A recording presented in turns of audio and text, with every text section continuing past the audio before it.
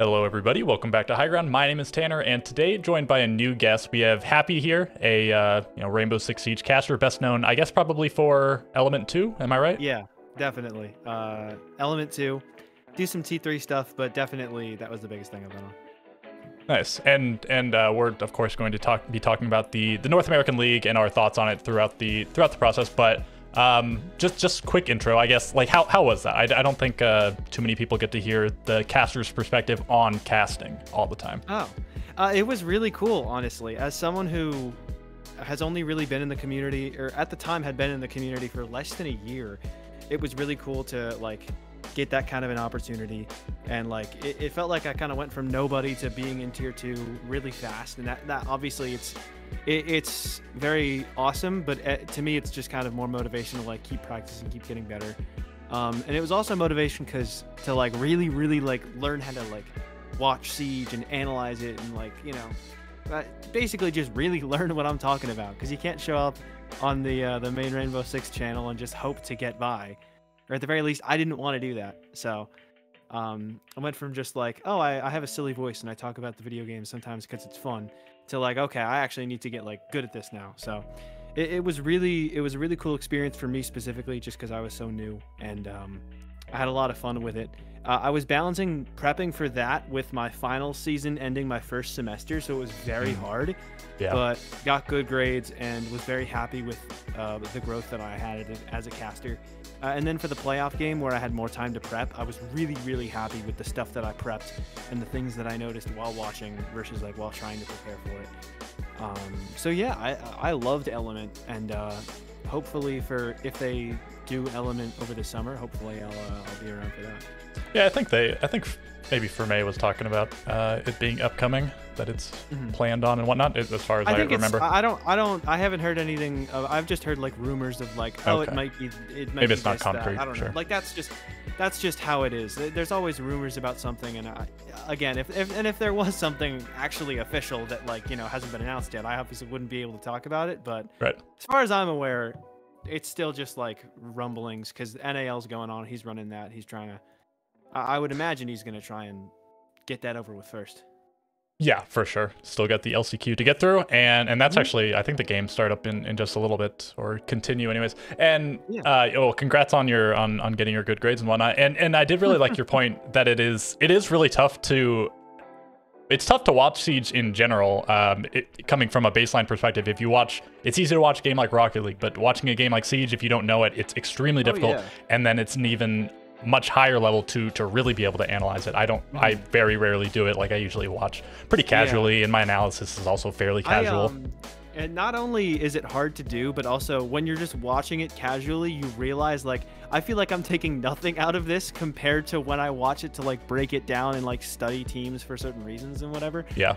And I would have loved to do more in-depth looks at like NA this season specifically, but class schedule this semester just didn't really allow for that as much as I would have liked. But still, no worries. Still got to watch. I think I still got to watch everybody at least once, like just a little bit, if not a couple times over for some teams, and can talk about some general fun points, because overall this has been a really fun stage.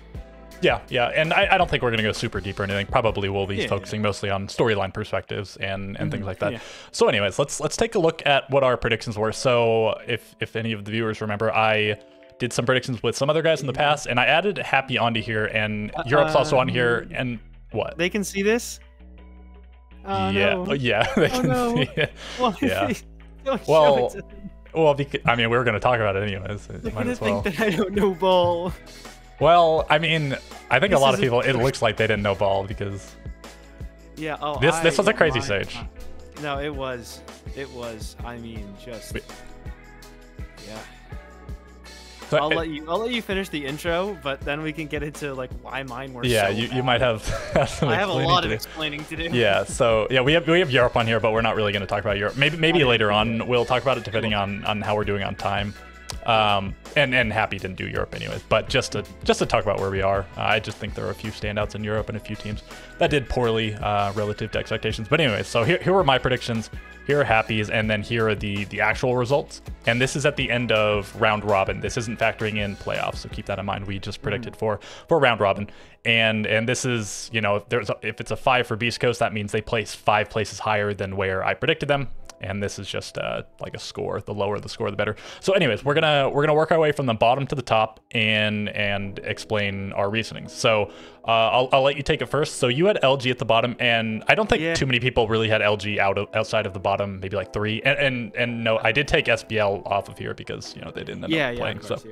Yeah, every one of us had LG as one of the bottom 2. I'm the only person who didn't have Los in the bottom 2, which I'll get into in a little bit. But LG coming into this stage, it just kind of felt like they were just like the people who nobody else picked up, and they still were like looked like a good team. I'm actually friends with their analyst Mossy, and I know he's really good at what he does. Kixro was obviously one of the best players in T2. Wi-Fi was always solid. Hat has a reputation for being a solid like fragger, but it just kind of felt like I didn't know what direction they wanted to take the team in. I wasn't sure how roles would work out. I didn't feel like they had a bunch of like good players. I just didn't think anyone was going to be really like that great. I generally didn't feel super convinced by anything that I saw for the most part. For them on paper is what I'll say, because obviously like in practice they looked really solid, and I actually have really enjoyed like rooting for them this season because they're a fun team to watch. I really enjoy them.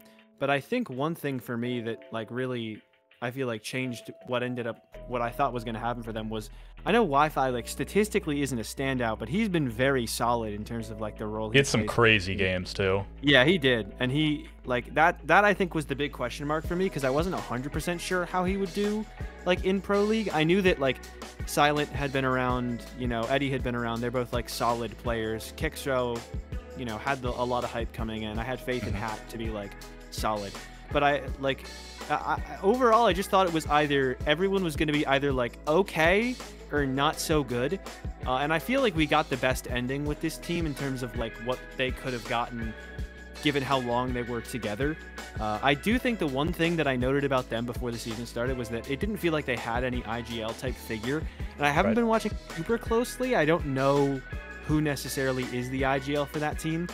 But based on what I saw, just like watching them, comparing their first game that I saw where they played SSG to the next one where they played Beast Coast, it looked like they committed to some kind of structure, because they looked like they got a lot better at like being decisive, and it did feel like at times watching this team they were just like lacking some central idea or structure a little bit. But I do feel like they've gotten. They obviously beat out my expectations by quite a long shot, and I do think that they are deserving of a lot more hype, because from what I've watched from them, they just work really well consistently, and they're all able to like just straight up win ones. And at the end of the day, that's the most you can ask of a solid team, is just, are we individually good and are we like working well off each other? I do think sometimes they still struggle with working off each other from what I've watched, but that's again, that's not like way too much. But in general, that was my main gripe with them coming into the season, was that it felt like they didn't have anyone who was like great, and I didn't know who would be like the leader of this team, if they would have great structure. But they ended up all being really good. I mean, statistically they don't have like a standout, but they've all been really solid. They've all had their own great performances. Kickstar's had some good ones. Wi-Fi's had some good ones. Hat had that 1v4 against M80. That was an insane game of heart. And so they've all kind of stepped up when they needed to. And they definitely seem like they've, at least for now, figured the structure out. And they're playing in like a half hour or so. So I will, when we wrap this up, I will eat dinner and watch that. And I'm very excited to watch that, because I haven't had some time to just like chill and watch some Siege. Yeah, their stats did end up really close to each other, and I think a lot of the games it didn't look like that, because Wi-Fi had like 2 or 3 games he went insane, and a few of the other guys did that as well, and maybe some. I think Wi-Fi also had some like pretty bad games that sort of balanced him out. I think you make a lot of really good points though. There was a lot of things to note with this team. Probably the biggest overall being the lack of experience overall. A few of the players have played a few stages, but you can probably find a player on just about every other team that has more experience than this entire team combined. Even Los, who has a few like newer players, you know, Furious and Legacy relatively new. Like Sexy Cake has been around forever, more experienced than I would say all of Luminosity. The roles were a little bit perplexing at first. I guess Eddie just ended up taking on the hard reach because they dropped Twist, and then it didn't seem like they brought in a new hard reach player. And yeah, I think they ended up being a lot more solid than people expected them to. I think it probably also helped them a little bit. I'm not trying to discredit them, but at least a little bit that a lot of the teams that people thought would be really good didn't end up being so good. You know, Dark Zero had a rough stage. Obviously, they qualify for the major now, but there were a few games that were tough. Same thing with like Space Station, Sonics, just a lot of the teams really underperforming. And they took advantage of that, but I like to imagine that they still would have put up at least a solid performance, even if these teams hadn't fallen off quite so hard. I think that, and I think what you're saying about like, oh, SSG and DZ played rough, and Sonics had a bad stage, and we all thought Los were going to be better because they were from Brazil, and Wildcard were getting hyped because they were. It feels like everyone's kind of discrediting teams that ended up below them, and not like giving Luminosity their flowers in and of themselves. At least the friends that I've talked to in the scene, where it's just kind of like people were talking about the game today, like Mangoes versus LG, and they're like, oh, there's a possibility that's an upset. Well, I'm looking at that, and I'm like, this is a good Pro League team in Luminosity versus Mangoes, who don't really have... Is that the JJ Blast deck? That's the JJ Blast team, yeah. Where, like, realistically, like, I look at that team, and I'm like, they're all really good players. Like, Rival was great in Element 2. JJ's been around for a while. Deity's very solid. Kiru was good on Envy, and then Lokes is pretty new, but he's been really solid from what I've seen. But like, I don't feel like anything about that team makes me think they're going to beat a good Pro League team like LG, but I don't feel like anybody sees LG as like a good PL team. I feel like they see like Sonics and SSG as like better teams who had worse stages. And I don't love that mindset, because I feel like LG really did impress me when I was able to watch them. Beat teams like M80, who ended up going to the major. Yeah, that was like a marquee win. Yeah, that was a really good one. Yeah, exactly. They beat Beast Coast, who ended up also making the playoffs. Granted, that Beast Coast, at that point, it felt like Beast Coast were still figuring some things out. And I think they definitely were. But still, I think they had a number of very solid wins. And I feel like they definitely should be given the credit. People should not be sleeping on LG anymore. They're here. Yeah, and we'll see if they make it to the major. They have a tough road ahead of them. They need to win the game today, and then if they do that, they need to win 2 more games tomorrow. So it's still possible. And then if they do make it to the major, we'll see. If they don't, though, I'm excited to see them next stage. Hopefully we don't see the roster get blown up, because at least everybody on the team will then have had the one stage under their belts. Yeah, exactly. And maybe they can really show what they have to offer. Yeah, I do know that coming into the season, I know one thing I wanted to talk about with this team was that, like, I heard there was a rumor they were gonna get Karn. It wasn't included in Wikipedia, but like, I swear that was like something I saw on Twitter at some point. There was a lot that seemed to suggest that, and then he ended up not being on the roster. And then I think I don't know, they brought somebody else in instead of him. And when they had Snake and there was a whole thing, and so they ended up getting Kicksrow and Hat, right? Yeah, they got Kicksrow, Hat, Wi-Fi. For this stage, but I thought that's the reason that like he was going to get brought in, and then he wasn't, and instead they brought in Kicksrow, Hat, Wi-Fi, none of whom seem like in-game leaders, especially given that Wi-Fi's played with Karn for so long. Like you think to yourself, like, okay, well, I feel like we're missing the IGL here. It feels like we're missing that kind of central aspect, but they were still able to get things together, and that's something that Beast Coast did really well with listening to. I believe that Gunnar said in an interview they started listening to Hot and Cold, whether it's Hot or Spirits, whoever it was. But we'll get into that in quite a while when we get around. Yeah. I think I imagine probably Eddie's making a lot of the calls. It did look like some rounds that I saw LG play, they looked a little bit lost. Like maybe they might have sort of a structure, but their end round looked really rough at times. They were a little bit messy for sure. Okay, let's move on to you have M80 next, and this is like, especially considering with how things went, this is probably one of the glaring ones. I think this is the worst prediction anyone made, I would say, because I just looked at the M80 roster, and I just, part of it is like you have 5 players who go to a major and underperform, or go to an invite and underperform. Sploit was on the perennially disappointing M80 roster. Kino was too until he got benched. Noodle was playing with GK, and they were really good when they had leader, but then not so great when they didn't have leader. So, you look at stuff like that, like they lost to Fear X, like it was getting a little rough. And then Cameraman as well, obviously had a lot of success with Los, but I didn't really see him as like the main reason why. It felt like they just took 5 players who were making majors but not fully happy with their results and threw them together. And I didn't fully appreciate when I was making these predictions that there's still players who make majors. Like, they're still top 4 in the region consistently in the regions in which they play. Or in which they were playing last season. So I guess my main thing about M80 was that I was overreacting to some of these players not having the greatest results in the world at the recent Invitational. Even though Citizen played really well with Sonics. Yeah. Other than that, you know, Noodle got grouped, Kino got benched after Atlanta, Spoit got grouped, and Cameraman, I think they won like a game or two at Los. There, 13-16. So they lost to Bleed after making it out of groups.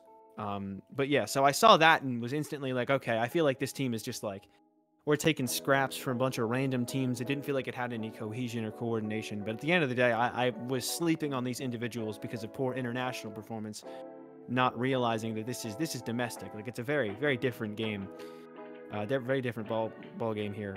And at the end of the day, they've got very good individual players like Spoit, Citizen. I think Spoit's the highest. Yes, I want to say Spoit's the highest rated in the league through NAL by a pretty big margin, and statistically, he was. And then also you've got everybody else backing him up, still doing great. And that's not how I want to describe the team, because it's not just Spoit. But at the end, I think my main problem with them was just that they didn't do well at LAN. So I don't think they'll do super well at LAN. I don't see them really make. I don't know if they'll get to main stage. But this, I feel like overall is more of a growth period for North America on the whole. You have teams like Beast Coast, who are new, with Diffuser, who's just up from T2, and M80, who have made a completely different roster, making LAN over teams like SSG, Dark Zero, and Sonics, which I think is what North America needed, because SSG, Dark Zero, and Sonics were consistently disappointing in terms of getting past the hurdle of like 5th place finishes. So I think this is the kind of stage that NA needed, the wake-up call that some of those old teams needed to, like, you can't just be happy with a 5th, 8th place at LAN. You got to keep working towards more, or else eventually the teams below you will be hungrier and will eventually overtake you. And so I think generally that's just what happened this stage on the whole. So it's good that a team like M80 exists. I just didn't think they were going to be that good, because we were still very... It had been a while since we had seen the NAL. So I completely forgot these players were as good as they are. Yeah, Spoit, tons of good performances under his belt, but it's easy to neglect those a little bit with how poorly M80 in general did at the last several events. Citizen, he usually gets his. Maybe his team doesn't always do well, but he usually puts up good numbers at the very least. But like Spoit is a major champion. Didn't do that on M80, but still, he's a major champion. Citizen's made a few major top 4s. Cameraman's a major champion. Kino's on the team. Noodle got like top 8 on. Yeah, I like Kino. I'm glad to see him bouncing back from his pretty poor year he had last year. He's really nice. I had a little, like, as most Siege Comp fans do, I had like a Skittles phase, and Kino was somebody he was friends with. I also really liked OXG because I was a big fan of Laxing and Skies. Specifically, Laxing was my favorite Siege player until he retired. But I really liked him on that OXG roster too. That was always fun to watch. Yeah, Laxing was sort of a unique player, somebody that you could get behind for a variety. He usually performed, and he played differently than most other people. It was because the first Pro League game I watched was Elevate versus Most Wanted, the Most Wanted team that ended up becoming Space Station. I watched that game, a VOD of that game, and that was the first game I watched, and I was just like, I'm gonna like Elevate now. And then I did. And then I liked Lax because he was my favorite. And that's that's most of it. But yeah. And so yeah. Yeah, and M80, I didn't know where to place them. I had them at 5th. I'm not surprised they made the major. That's fair. I didn't think they would be as good as they were. I thought maybe they would have needed to warm up a little bit, but they came out of the gates pretty hot. They were the team that won the most. They still ended up in 3rd because of the way the points were, how the points worked. But they went like 6-2. Yeah, they look like a pretty solid team. We'll have to see if they can show up internationally, because there is that question. There's a lot of history on this team of not. The org has a history of not showing up. Noodle at the last major wasn't great. Kino got benched. Spoit wasn't great. Cameraman, major finalist, won a lot with FaZe, then at Invite with Los, they kind of weren't really that great. So they're not coming off a super great international performance individually, other than Citizen. But I think they could get it together. I don't see them getting better than a quarterfinal, but that could be on the cards. Maybe a low like 3-1, maybe 3-2 Swiss kind of. Yeah, my expectation is that they'll at least be better than the previous roster, which isn't hard, but I mean, you still have to win some. Like they could go 0-3. Yeah, because I think their first major in Copenhagen they won like 1, and then in Swiss. And in the second one, I think they didn't win one. Yeah, they beat Falcons, and then they didn't beat anybody. Yeah, and then they went 0-3, and then they went straight up 0-3 at the next major, and then they. Yeah, but that group was hard. That group was bad. They did not look like they literally went to overtime against literally everyone. I think I had a joke about that major where it was like there was another team. Oh yeah, Scars versus M80. Like that would have been if you have infinite overtime in a Scars versus M80 game that you hosted that tournament, that game wouldn't end. They both went to OT like 7, or no, it was Bleed. That's or Bliss. That's who it was. It was M80 and Bliss. Both of them started the tournament with like 6 different maps that they lost specifically in overtime. It was like crazy. But yeah, so that group was rough for that M80 team. I think talking that about SI.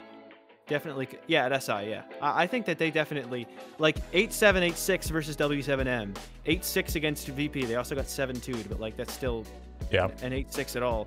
They took a map off of Bleed, then 7-5, 7-6. 7-4, 7-5 against Liquid. They had a rough group, and they...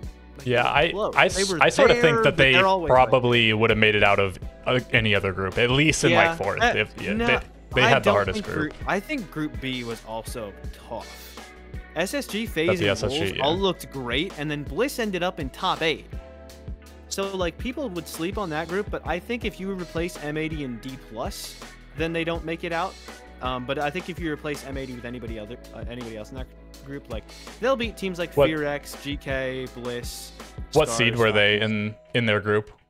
I don't remember. Do you not have it? Are you not? Okay. I have it pulled up. Yeah, I'll check. 13th. So they were 1, 2, 3. They were the 4th seed. So you would switch them. So they would have, in theory. So yeah, they would have made it out. They would have made it out of that group. I think in 4th though. I think Bliss still beat them. Anyways, we're going on a little bit. Potentially. Yeah. Okay. So yeah, we have you have Beast Coast next. This is the eventual winners, not only of round robin, but also the playoffs. But everybody had them like pretty low. Nobody, everyone, did like 6 or 7. I knew this team could be good. Yeah, I had them as my like dark horse. In theory, my logic worked this season. It's just I thought it would take a whole stage for them to get where they got after a week. What I saw from them in week 1 was what I expected to see, which is they look indecisive. They look like they're struggling to get plans together. They look like they're having a hard time playing off one another. They couldn't end rounds properly against Luminosity. They took a team that lost 7-3 on Clubhouse, to Clubhouse, and then lost 7-4. And that's what I expected to see from them starting off. But I thought they would take time and get better together. But I thought this stage, they're like 7th, because I think individually they're all great players. Like, obviously, Gavin on DZ, I have a lot of DZ friends who are big Gavin fans because they just think he got screwed over and put on the wrong roles on the DZ roster, and it just like wasn't a great fit for him. Gunner, Houghton, Spirits. Basically, here you have 4 people who got dropped from major qualifying teams, who were like the first piece to go or the scapegoat on an NA team that did the NA team thing where they win regionally, go to LAN, underperform, and then after enough times of doing it, one person gets dropped. And you basically have a team full of those players, and then you add in Diffuser, who was insane in this stage compared to what I expected him to do.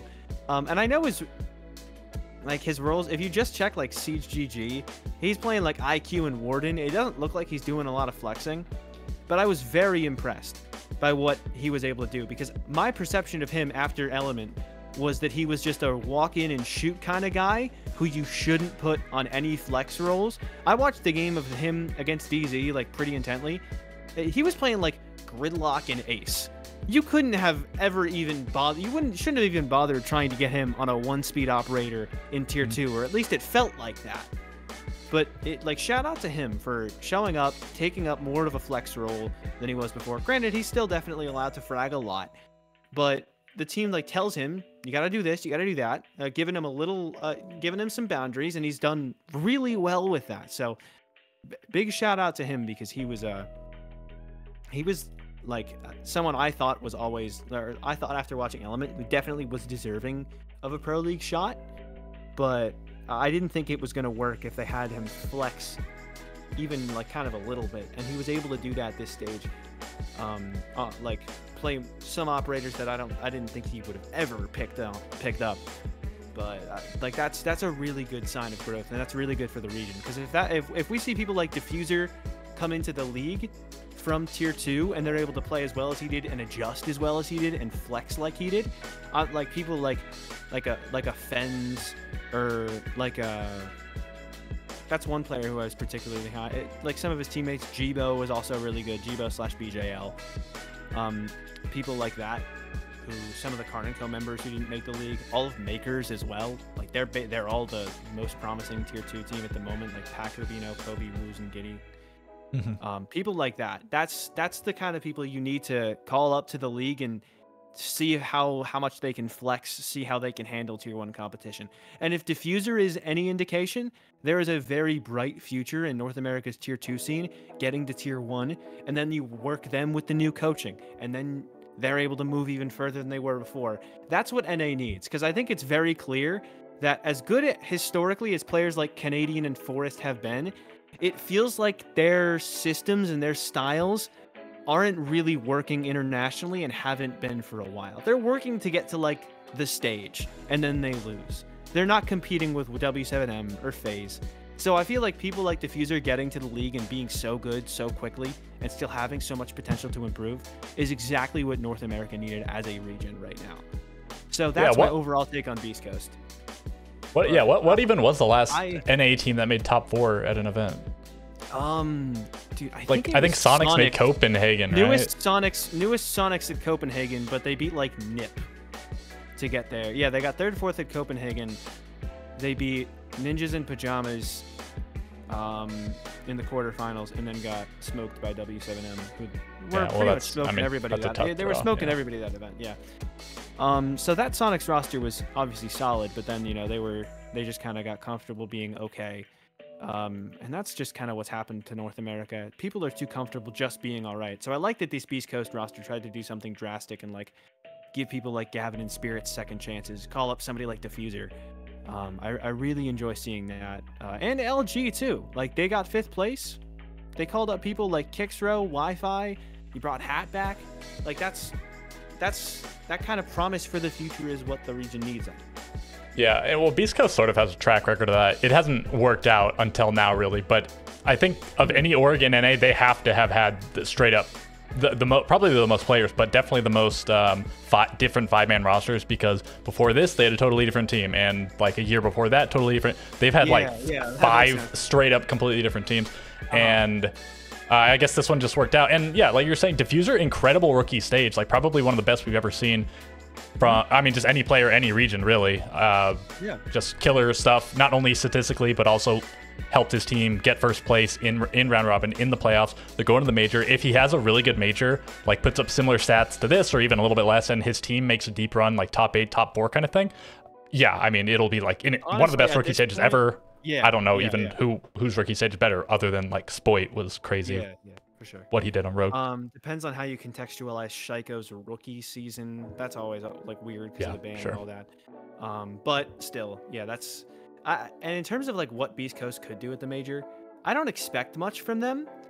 But like this is just, in general, it's going to be such a cool major. You've got Into the Breach, Team Secret, Beast Coast, new M80, E1 Esports, PSG with Fabian, Team Bliss are back. I love Team Bliss.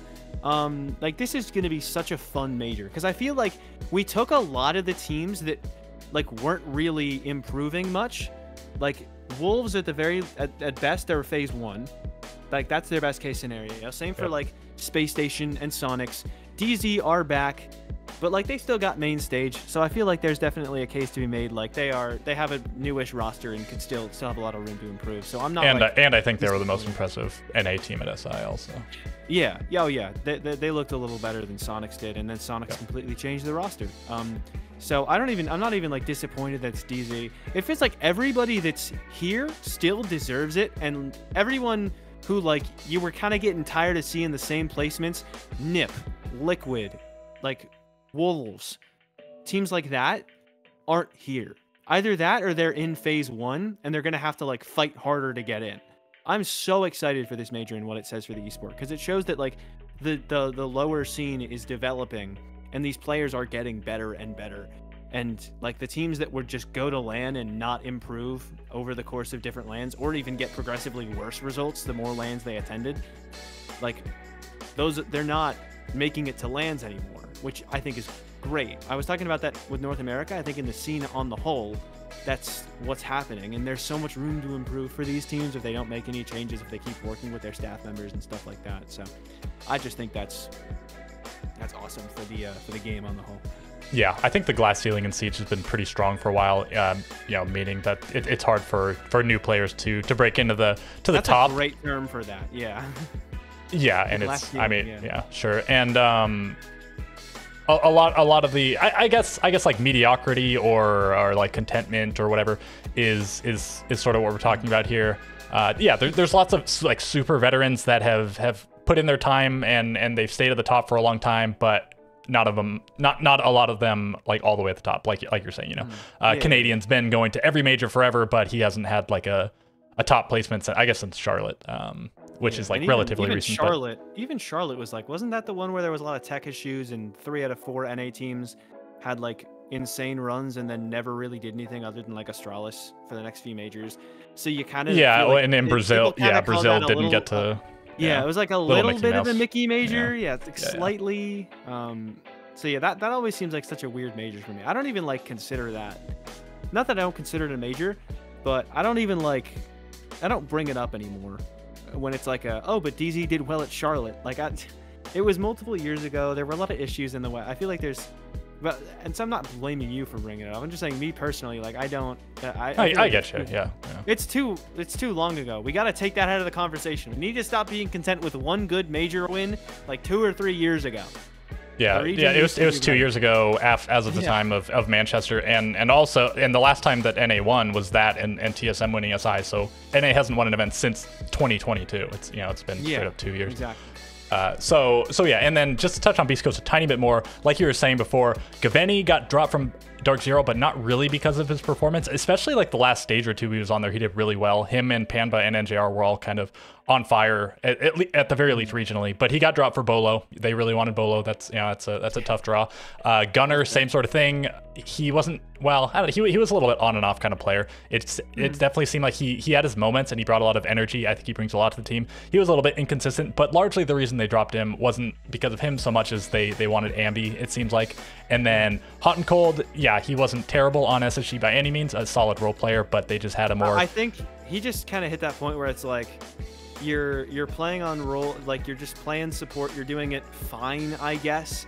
Hot and Cold, you mean? It's Hot and Cold. Like he was just like sort of playing a little bit more of a supportive role for Space Station. He was also flexing a bit. I didn't watch them too closely, but from what I did watch, it felt like he was just like good. You didn't have any complaints about him, but with SSG like kind of plateauing, it felt like their first, like you look at that team and you're like, okay, it feels like we need to change. Who do we get rid of? You can't really blame them for looking at Houghton first, just because like I didn't feel like he was like doing like insanely well, especially once they got international.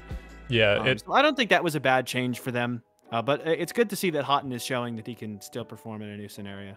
Yeah, and he's like a big leadership guy on the team. From my understanding, it's he's IGLing, but also it's him and Fett cooking up like all of their strats, doing all the behind the scenes stuff outside of the game. And yeah, on SSG, he wasn't bad, but they needed a change, obviously. Like they were having reasonable results internationally, but still pretty lukewarm. And either they were going to lean into the whole Astralis identity, or they were going to have to make major changes to lean out of it. So I think he was the easiest player to drop, and had Iconic yeah, not been a sure. player on the market, I don't know if they would have even made a change. Maybe they would have picked up like a rookie. I don't know. And then Spirits, not the exact same case as like Gaveni, Gunner, Hot and Cold, but pretty similar because his last team was Wildcard. He didn't get dropped from that team as much as like that team just disappeared. But on his previous team, M80, you know, him and Yaga were dropped for Spoit and Iconic. Just like they weren't that bad, and I guess actually that roster was much better than the subsequent roster, but they just had more exciting prospects that they wanted to pick up. So yeah, all great players, and they just got the short end of the stick in some fashion on their previous teams. Overall, the wild card and Beast Coast rosters kind of strike me as somewhat similar, although wild card was pulling from a bit like lower tier, because you look at the wild card roster, like Merc obviously is Merc, Spirits, like both players who've gone to majors, like had a lot of previous results. Surf, former pro league player, was still pro league level, proved that he could still compete at a pretty high level. And then they call up Adam and Packer, which in this case is kind of like the diffuser equivalent. Surf is kind of somewhat like Spirit, like it's just kind of like that idea of like you're recycling players who've shown really good like, you know, promise on other teams, and then also combining them with one or two new guys who you're calling up from tier 2, or maybe not. I feel like Packer was in PL before that team, though I don't remember. He was supposed to play on Parabellum, but I don't think he ever actually got to debut. Yeah, I think it was like that was when Parabellum left. Yeah, that's fair. So he never actually got to play. But yeah, I definitely think, and I also don't think I'm the first one to say this, that Beast Coast really feels like a spiritual successor to Wildcard, the only actual link being Spirits. But yeah, just in the sort of structure of the team. Yeah, it does feel, yeah. Even though I guess Sonics technically is more like what, because they have Merc and Adam. But yeah, Beast Coast definitely feels like the successor to the previous Wildcard roster. Okay, so let's go to the next team, and you have Los next. So I think you put them a lot higher than the rest of us. I really thought Brazil was that much better than the rest of the world. I'm not gonna lie. I really thought that Brazil was just like significantly better than everybody else. Like I saw like Farias and Legacy were kind of tearing it up in tier 2. Bursa was like okay, like he's like fine. Rise like okay, you know, fine. Sexy Cake, like I didn't have too much background info on this team. I just thought like, you know, they come from Brazil, and I really thought that like Brazil was just churning out great players, and they are. I think like Farias and Legacy I think could definitely be really good. I didn't watch a lot of Los, but yeah, it looks like from the stats Farias had a rough stage. Legacy was all right. They showed a lot of potential, and that's always the words on everybody's lips. But exactly. They had a lot of close games. I feel like Rise was a weird pickup. Like he was an analyst for the old Los team for a whole year after he got like benched from the main roster. That felt like a strange pickup to me. And like, you know, it feels like you're pulling from Brazil. Like they've got a lot of tier 2 talent. I don't see the need to bring back Rise. I guess Bursa coming back is like, you know, it makes enough sense. He was on the Los Academy team, so if he was doing well enough with Los Academy, then, you know, calling him up out of Tier 2 Brazil to try and play Tier 1 NA makes sense. But overall, I really just underestimated North America when compared to Brazil. And I thought that Farias and Legacy were going to be really good. Like, I was expecting Farias to show up and, like, just clean house within this region. And even saying that, I only had them 6th because I was still confused as to, like, Rise and Sexy Cake had some weird results, and Bursa felt like he maybe wasn't who he used to be. So overall, I didn't think the team was going to be like really good, but I thought they were going to show a lot more promise than what they ended up showing, which really was not much. Yeah, it's easy to buy into the Brazilian hype. It felt like, just with the results they've had, and largely W7M, but not just them. You know, the old Los roster and FaZe is the other big one. But yeah, NIP's been consistently a contender for at least they made main stage one of the stages, but they made all. Anyways, they had a lot of teams that exactly. Could potentially fight for the top. Yeah, the team feels kind of strange. It was just sort of cobbled together. Didn't look super promising outside of maybe a few rookies that hadn't proved themselves but could potentially do so. I think maybe the Rise edition, they knew he was a sort of experienced player, because I think at one point, I think before Cameraman replaced him, he was the IGL, I think, on Old Los. A year or two ago. So I think probably their idea was that Rise and Sexy Cake would provide a lot of the experience and leadership, and the other three would you know, fill in the rest of the team, get some fragged. And I think Sexy Cake, not like a massive resurgent recently, but he's looked better than he had for a while. He was looking pretty lackluster, and then I think maybe last stage he was reasonable. And this stage he showed up pretty big in a few games. And Los didn't win a lot of games. I think they only won one, but we saw some crazy performances from a few other players, like Sexy Cake, some pop-off games. I think so did Farias and maybe Legacy as well. And they ran it close. It was best of ones. Who knows what would happen? Maybe they would have got smoked map 2 and if they were best of 3s, but they showed they could at least sort of hang. They got 4 and 5 rounds off of a lot of the teams in North America. Yeah, I think overall, like you said, 4 or 5 rounds, they were consistently like 7-4 week 1, 8-6, 7-5, beat SSG 7-5, 7-4, 7-5, 7-3, 7-0. So outside of the last week, their worst game was 7-4. That's not that bad. Obviously, it's not good. There's still things that need to be adjusted, but it's not like this team was awful. It's just like they just weren't really good enough to, live up to everybody else that they were playing against. And I do think there's still a lot to like about, a lot to look at about this team and think that they could improve on. But I think for now, it's just, it just felt like maybe they were getting a little too experimental with some of the picks. Yeah, I wonder if some of their performance was due to surprise factor. Maybe people were really underestimating them. I'm not sure how big of a role that played. Best of ones, maybe they had crazy, they analyzed the other teams a lot more than they were analyzed, that sort of thing. I also sort of suspect that Los just wanted to get a little bit of a foothold. They just threw some random players together, and maybe next stage they'll come back with a modified or completely different roster. I don't know if that's totally unfounded. That's just sort of something I could see as a possibility. I could see that, especially Bursa or Rise. It felt like they were trying not to lean too hard into just literally calling up a tier 2 team from Brazil. Like, you wanted to bring some familiar faces, so you brought along Rise, Bursa, and Sexy Cake. People who've, maybe gone to a major or two and, played really well in the past, and, they're experienced, so they can make it easy for Farias and Legacy to transition in. And that'll again, make things nice and easy, do whatever you possibly can to help those guys. But I could definitely see them overdoing the whole let's get experienced players bit, and you ended up getting a few people who it just feels like they're past their prime. So you call up 1 or 2 more promising players from Brazil. I don't know how these players are with speaking English, if you would be able to call up anybody who is from America and have them play with the team, or any LATAM players or something like that. I don't know. They could get really experimental with this team. But I do feel like next stage, one of Bursa or Rise, I do think these are just players who, may just be past their expiration. I think Rise in particular should probably take a step back, go back to that analyst role, call up somebody else who you think is going to add a little bit more of a spark to the roster. Not that Rise is a bad player, just that, again, I feel like he's,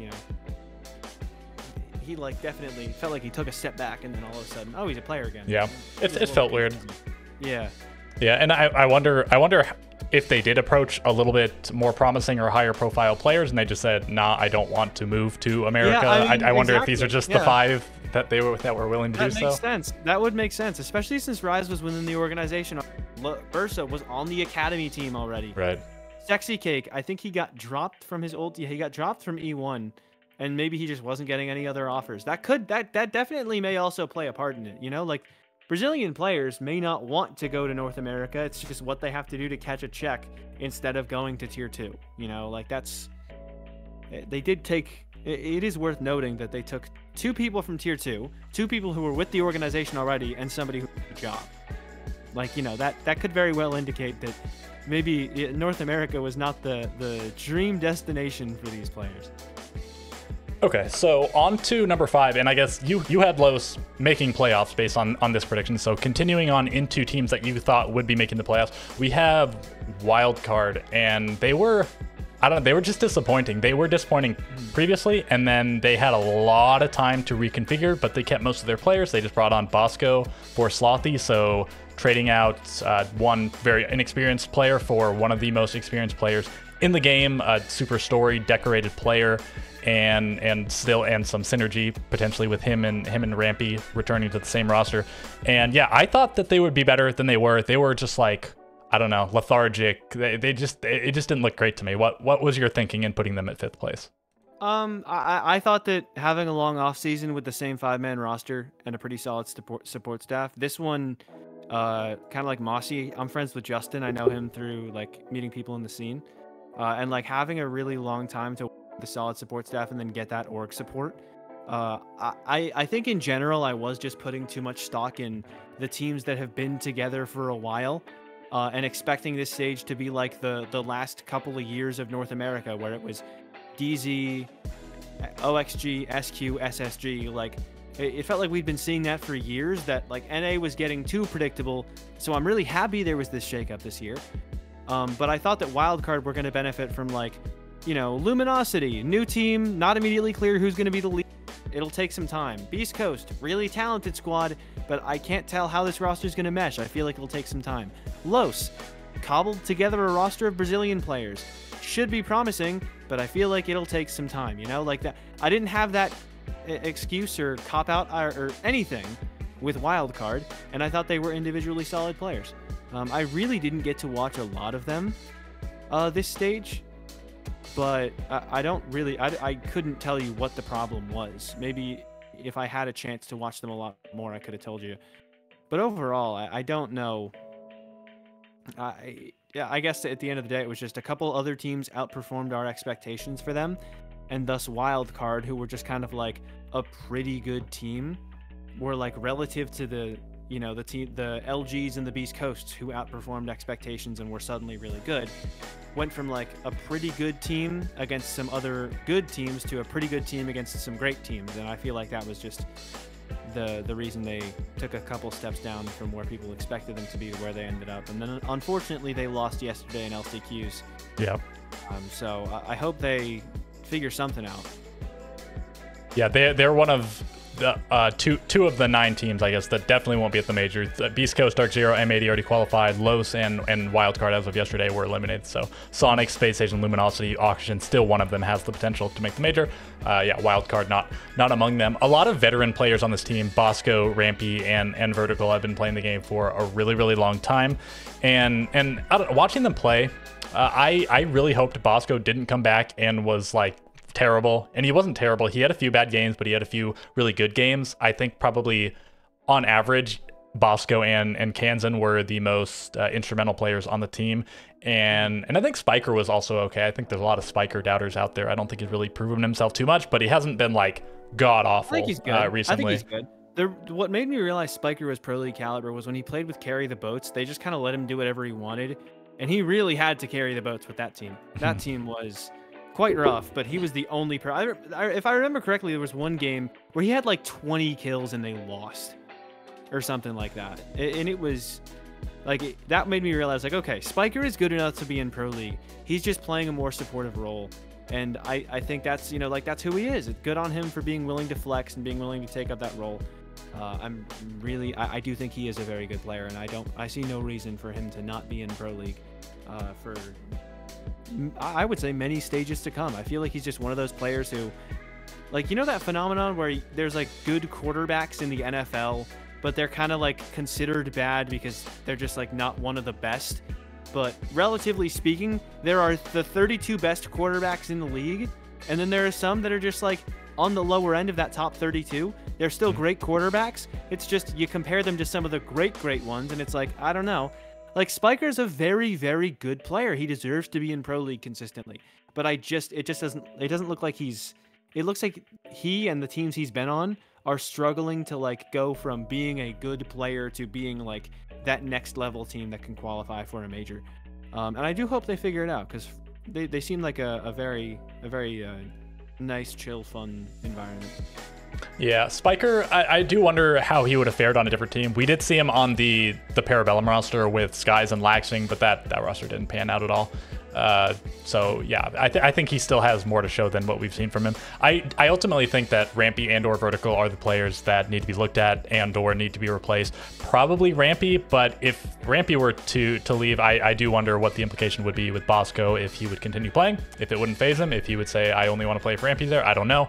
And Vertical also sort of looks like he's really past his prime. I think both of them, you know, they had some okay games. They can hang sometimes, but they're just not like consistent forces. I feel like everybody says this about Vertical. This is like the Vertical narrative. He's past his prime. He'll get dropped. He'll end up on a new team. He'll play really well for a stage or two.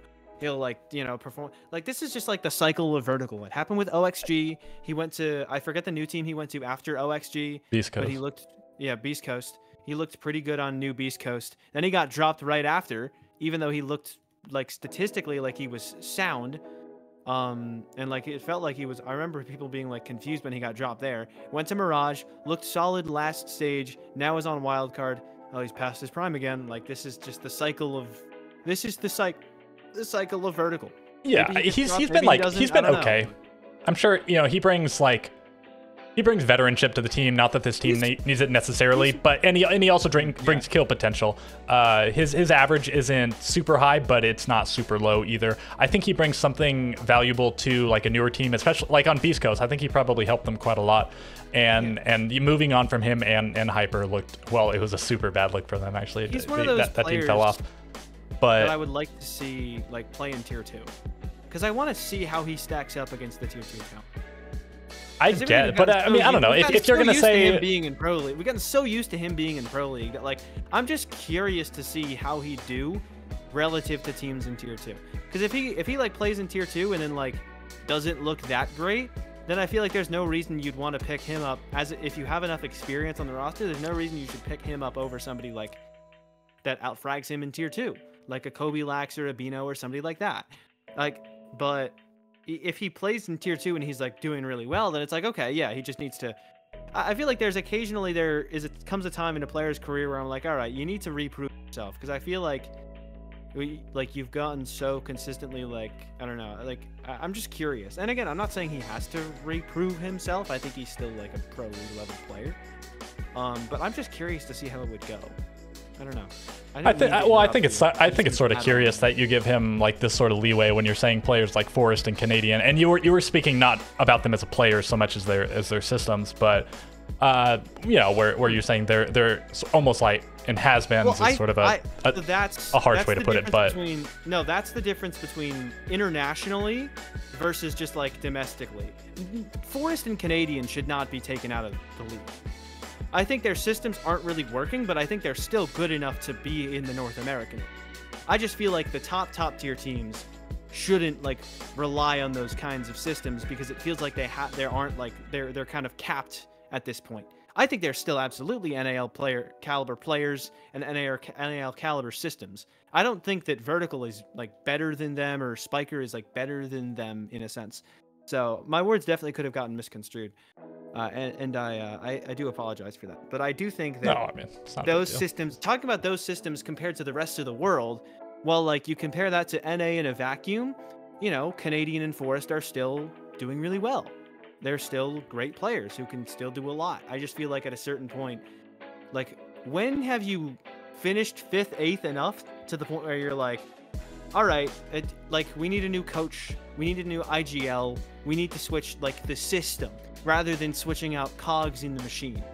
You know, that was my point that I was making there. Like, at what point is not having international success, or like not getting top 4, top 2, top 1, at what point do you have a problem with the system that is consistently getting you those results? I feel like with DZ, if this Bolo, the Bolo NAF roster doesn't get a top 4 at either this major or the next one, I feel like we need to like drastically overhaul the team. I think that because there has been enough time for the NJR Panda Canadian team since Charlotte that they should have been able to replicate those results, and I just don't think they have.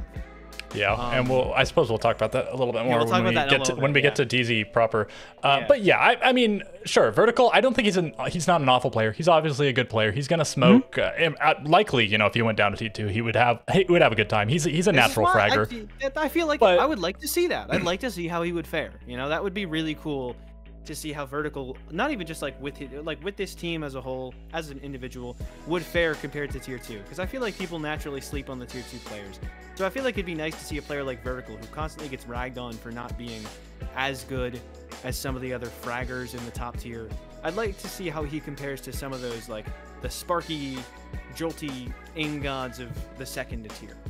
Yeah, okay, well, so I do wonder if a little bit. Are you a big fan of Vertical? Because you said you were a big fan of Oxen and Laxing, and obviously Vertical, not, long time. I don't teammate. particularly care for him or not like him.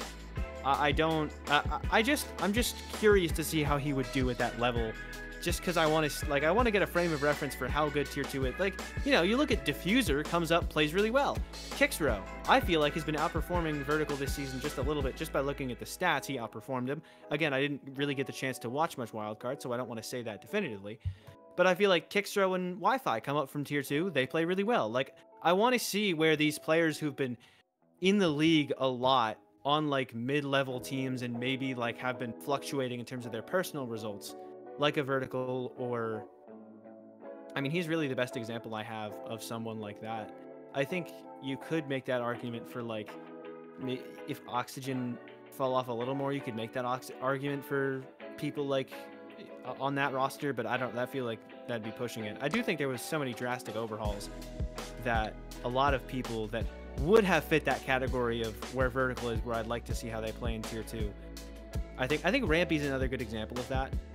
Honestly, but like, I don't know. I'm just kind of talking out of it. Honestly, I feel like I've talked this point to death. Looking at these teams, and this is going to be another bit of a tangent, I think, but it is what it is. So I'm sort of looking at these teams, and I'm wondering how many players on how many teams do you think are just like they could not never be dropped, but like almost. You would think it would be so ridiculous unless they had like some terrible performances, because like, is there anyone on Wildcard that you could not imagine them getting replaced? Oh no. Other than like individually, it looks like Kansan's been playing really well. I think he became a little bit inconsistent towards the end, but yeah, generally Kansan looked like the best player on the team, like by a good amount for most of the stage. I'm just guessing based on stat sheets and whatever. Yeah. So I guess for that, but like. I feel like none of these players as people have earned like the pedigree other than Bosco, but he took a long break, and like, you know, there have been players like NVK who come back after a long break and aren't the same. I'm not saying Bosco was like that or not, but I think like because of that reasoning, I could see him being dropped. And then everybody else on the team, I feel like nobody's earned the pedigree to the point where like I couldn't see them being dropped. And I think that's part of why they don't drop anybody, because they're like, you know, they all have like I don't know who I would drop on that team. Everybody's good enough. Like they're all pro league level players. Well, I know, but like I'm not sure who I would drop on this team, and that's part of the weird thing. Is it's like, you know, I like that you want to overhaul a roster and start to do what Beast Coast did, where you're able to like bring in somebody from tier 2, where what LG did, bring in a couple people from tier 2, and like start to rebuild with higher skill ceiling players. But with a team like Wildcard, you're just like, yeah, they're good. They will probably continue to be good for a while, and they've been good, like solid, for a little bit now. I don't know what the problem is. It just feels like everything is just not quite, you know, outstanding with this roster. You know, they feel a little mid. Like I don't think there's anything bad about them, but I don't feel like they're gonna threaten anybody to qualify, and that's clearly true as they lost the LCQ in the first round, you know, and they looked good because they are good, but they're not like, they're just they feel like they're at the point where they should be one switch or one hurdle away from the finish line, but I just don't see it, you know? Like it's such an odd dynamic for a roster. To clarify for everybody, you know, like these are obviously good. If they went into ranked or whatever, like they're better than 99% of players. Oh, like no, they might that's be. The one thing I don't. That's the yeah, one thing it's so hard to say they're exactly. bad, because you mean bad relative to the absolute top of players and whatnot. Because in like the NBA, if like a talking show host in the NBA is like, this guy's trash, everyone's like, yeah, this guy's trash. In esports, but we don't really on do you. That. No, but in esports we don't really do that. And the basketball culture has gotten to such a point. Specifically, basketball is a great example, because there was this, you know, the Brian Scalabrine story. I don't know if you're familiar with him or not. No. But he was an NBA player who like barely played, but he like had like a show where he would play against random people, and the whole point, it was basically just like, he may not be good for an NBA player, but he would still absolutely own everybody at home. And I feel like in esports that wouldn't really need to happen, because everyone is so like, if somebody who doesn't play the game, as me, somebody without an actual competitive experience background, if I were to come out and call these players outright bad, I would, like in a public setting, you know, maybe I'll do it privately with my friends joking around. If I were to just publicly call people bad, I would get ragged on for it because I don't understand what it's like. And that's fair, but it does make it hard for me to do my job and tell it like it is relative to the rest of the league. When I have to clarify every 10 seconds, I would get smoked by every one of these guys in a ranked game, or else, you know, it's everybody is furious and the players think that I'm trying to directly insult them, which I would never try to do. So that is kind of like an interesting like cultural difference. Like I think pretty much any of these teams, like they could be a top 25 or so team in the world. Like that's not even that ridiculous. There's only like 20 whatever teams between Brazil, NA, and Europe, and then there's only a handful. 28, I want to say. Yeah, there's 9 here, 9 in Europe, and then 9 in Brazil. It's 20, and then like there's a handful of like good. Yeah, I said. Did I not say that? I meant to say 10. I thought you said 9. I thought you said 9. Okay, whatever. Sorry, doesn't matter. Anyways, 28 teams between the 3 big regions, and most of them are like pretty competitive. And then there's a handful of good teams from the other regions, Bliss and Bleed and whatnot, that can sort of hang. So it's just, you know, you don't care about being a top 25 team like that. In a sense, on paper, is impressive. There's hundreds of thousands of Rainbow Six Siege players in the world, but and even like top eight might not be enough, because we're talking about, oh, these teams have only made top 8 a few times at majors. That's not good enough. They want to make grand final. You want to be a top 4 team, top 2 team, top 1 team. That's relative to what every team wants, which is to be the best team in the world. So I'm harsh on teams like DZ and SSG because they're consistently getting the same results over and over again, and the changes they're making aren't changing anything. When in reality, I understand they are both really, really good Siege teams. So it's just such a brutal threshold. But anyways, what I was saying before, I don't think we're going to go into too much more, but I'm just looking through the teams, and I think especially lately, things have been shaken up. Like Sonics, they just benched Geo, and before that they benched Grixer, and now they brought back Grixer. But like these are players that almost felt not untouchable, but like very unlikely to be benched without continuously bad results. And like I'm just looking at the teams. There's not too many too many players on too many teams that I wouldn't look at and say they could have a bad stage and not get dropped. Like I could see well over half the league, 3/4 of the league, you know, like they had one abysmal performance, they might just be gone. There's not enough people with staying power. Like it's just hard to earn that cred anymore. Your job is always at risk. DZ's big 3 of NJR, Panda, Canadian, I feel like I've just had their jobs safe for so long. I would be shocked if any one of them got dropped. Although, and like, because they haven't really had like an awful stage, and Canadian has had some bad individual performances, but at the end of the day, like, he's the IGL, his system, like, he's the one who gets a lot of the credit when they win, and he gets a lot of flack when they lose, but at the end of the day, like, his team will stick by him. You know, whether or not that works on an international level, it can't be debated whether or not it works domestically. It works. They don't lose. He is always going to the major. He is the king of winning North America and being good relative to NA teams. You know, but I couldn't. Be a huge gamble to get rid of him and try and install a new system when you know what you have is at the very least working to get to top 8. So yeah, I think that's one team that really, you know, feels like they're safe. Like I feel like okay, but like I'm not even talking about an entire, because NJR I couldn't see being dropped because he's been like, he's so consistently good. If he did terribly, I guess maybe for a while. Pamazu I think has fallen off a little bit recently. Canadian, even if he does bad, I guess the team still does good. I guess if the team started doing badly, he could be dropped. I feel like he's like an exception. Can you drop Canadian? Is he droppable? It's like I don't know. It seems impossible. I think he needs to be more droppable, but I don't think he is. Because I feel like he gets a lot of. So I'll explain that, because that sounds sounds really abrasive at first. It sounds strange. It does, because like he is not. I wouldn't consider him droppable. I don't think people consider him. I do think that anyone should be considered droppable, and I don't think anybody should be beyond criticism for as many accolades as they've gained and as good as a player as they have been. Like it's undeniable that he's been a great player for a very long time. But if DZ starts to like go from getting 5th, 8th internationally to losing in Swiss, not getting to main stage, you know, like at a certain point, I do think that you should switch certain aspects of the system, and the system is kind of Canadian and mint at this point. So I do think that you should look at him as someone who could be dropped if they start to really, see a significant decline in results. I think that he should be looked at as somebody who, like, he shouldn't be looked at as like still, best IGL in the country. Like, he's still really good, but he's still like hailed as that. When we were talking about it, NA hasn't won anything in multiple years. Right. And like, if that's a place that North America is okay with, and they're just like, well, it looks like we're worse than the rest of the world.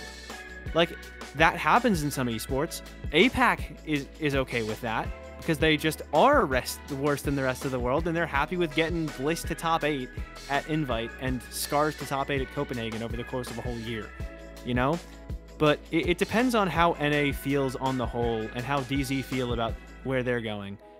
But I do think that Canadians should be looked as droppable, especially if this team... Because, like I was saying, they've been through a lot of iterations of the Canadian and company roster. It's been mostly NJR Panba Canadian, but like Bolo Nafe, they had Gav, they had like, I'm not super like, I'll just pull up there. They had Gav, they had Rice, Achieve, they had for a little bit. They had Skies for a little bit. Hyper was around. Eclipse was around. Those are two people who were around for a long, long time, and they both got dropped. Canadian was brought on in September, so he was brought on after Houghton, it looks like. No, he was brought on after BC. He was brought on after BC, yeah. So that's already Eclipse, Hyper, Gav, Rice, Achieved, Skies. Like, that's already basically kind of 2 or 3 different iterations of the team.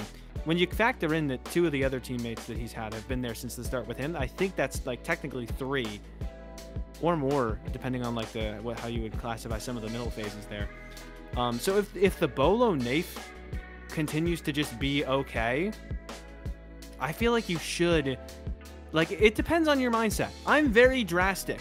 Like, if I'm trying to be the best team in the world, consistently getting 5th, 8th, like what Sonics did. You can drop the whole team. Nobody should be immune to being dropped. So I really, really like what Sonics did. Because if you want to be the best team in the world, you have to be willing to make decisions that may seem stupid, but in the long run will be good. I think this Sonics team, in the long run, should be good.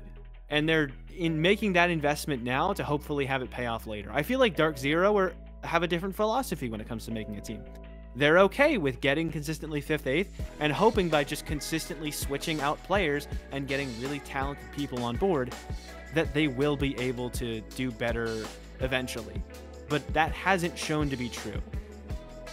Yeah, well, I think NA, you're very trigger happy from what it sounds like, but I think NA has also received this criticism where they've made too many roster changes. And yes, if you're not having results, probably you should, but note that like the top teams at SI largely were teams that hadn't made a roster change. The top 4, FaZe hadn't made a roster change in a while. W7M hadn't, Virtus Pro hadn't, and G2 only made the 1 roster change in the year. Very static rosters. Like I was talking about with my predictions, I really like teams that have been together a while. I had Wildcard High. I had Dark Zero because they had, and Sonics because they had played really well at SI. They had advantage. SSG too. OXG. Things like teams that have been, the cores of which have been together for a long time. And I understand the value in that. I just think I'm just talking in terms of nobody should be considered droppable. My philosophy toward considering people droppable is if they've been on the team for a really long time and they've been like pretty good and your results have been like pretty good, you should consider them to be droppable. I don't think so that's more so what I was saying. And I'm just talking about SQ versus DZ's philosophies of SQ spend a year, get slightly worse, seem to be middling out in terms of international results, especially with how they did at Atlanta. Okay, blow it up. Versus DZ, all right, we're kind of like middling out in this 5th, 8th category, which is still really good in the grand scheme of things. We're okay with that, because it's really good in the grand scheme of things. And I'm just saying I tend to really respect Sonics's point of view, and I really like what they're trying to do. They're taking a risk, they're taking a gamble so that it could pay off in the future.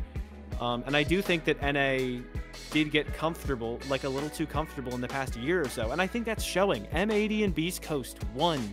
They were the 2 best teams in the region this year. And they were pretty new teams. Like the old guard of North America, it feels like they got a little bit too comfortable. And I'm just not, I don't like that. I'm very much a fan of not letting that happen. But that also does come with a downside, you know, like it is still important to make sure that if you have something good, keep it together for a while, you know? I don't think any of the teams that we saw on stage 1, maybe other than like Los, should make a roster change. You could also argue Wildcard because they worked together so long and then they didn't get very great results. Other than that, I don't think a single team should make a roster change. That's my philosophy on it. But yeah, I think I can agree with that. I'd be happy to see all these other teams. When it comes time for internationals, if I watch 2 more majors where Dark Zero either gets 5th, 8th, or worse, like, we should be thinking about maybe dropping Canadian.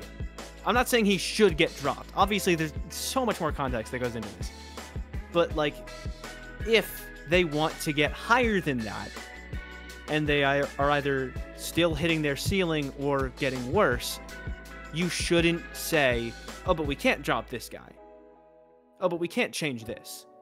There's nothing that you shouldn't be willing to change. And so I respect fair Sonics enough. for what they were willing to change. That's my view on that. And I know that'll sound like I'm going after Canadian, or that'll sound like trying to say that you should cut everybody all the time. That's not what I think. I'd like to think that I made it clear, but it could definitely also still get misconstrued. And I really yapped about that for a while. Yeah, that was. Yeah. I expected that to be a tangent, but that ended up being really long. Yeah. And let me say one more thing. And let's skip Dark Zero. Yeah, let's just skip Dark Zero later. Yeah. Okay. So let me say one more thing, and this is largely. This is largely posing a question to the audience. I don't think we should discuss this because we just spent a million hours talking about whatever. What if I set a timer? So you said Canadian is not the best IGL in North America, but I would sort of raise the question. Okay, this is my. I didn't say that. I said no. Can't keep considering him the best just because of what he did 2 years ago. I'm not saying that he's not the best. Okay. I'm saying okay. Let me finish my sentiment. I'm saying. Obviously, he's the greatest North American IGL of all time, and quite likely like the greatest just general IGL of all time. But is he the best right now? And I think that question is made more interesting by the fact that the way things have evolved, like there was always a few years ago there was always you had to have an IGL, and it's sort of evolved the game into such a way that you don't necessarily have to have an IGL. Like you definitely need vocal players. And it probably helps if all or most of your roster is vocal, but you don't necessarily need the one guy to be like straight up the IGL. It can be a little bit more fluid. And I mean, looking at all of the teams, like how many of them even have a straight up like one guy calls all the shots kind of team? I mean, there's Canadian on Dark Zero, but besides that, I really don't know. I guess probably Sonics, but now they got rid of Geo, so that's not really the case. So it's really questionable. So yeah, but I feel like Forest, maybe? they did a couple listen-ins on Space Station during the stage, and I feel like I might have heard Iconic talking more than Forest. All right, fair play. I could be. I don't know their voices like super well, and it was only a couple. I didn't watch them.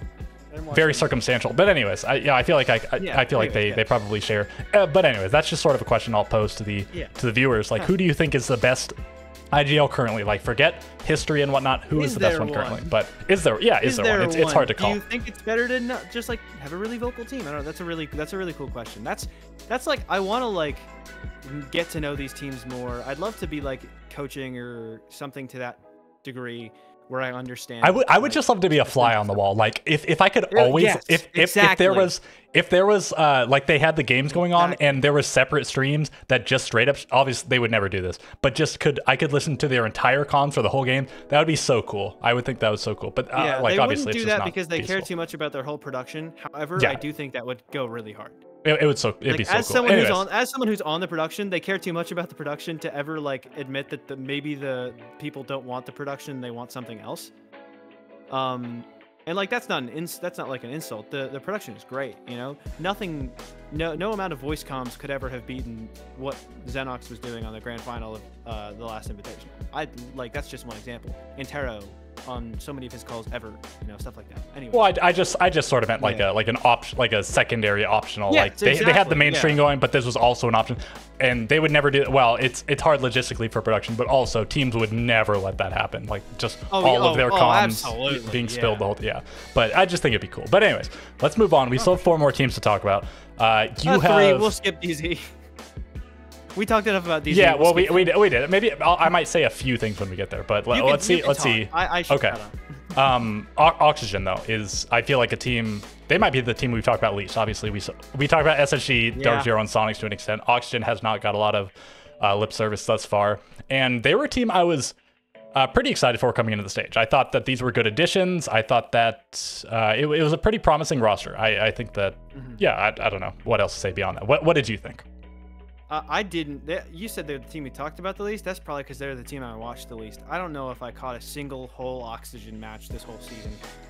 And that is disappointing because it looks like a really cool team to look at. So the best I can give you is, let's look at these stats, I guess, and see what I can pull from there. Overall, OXG, like, it's just kind of like you said. On paper, looks like a very good team.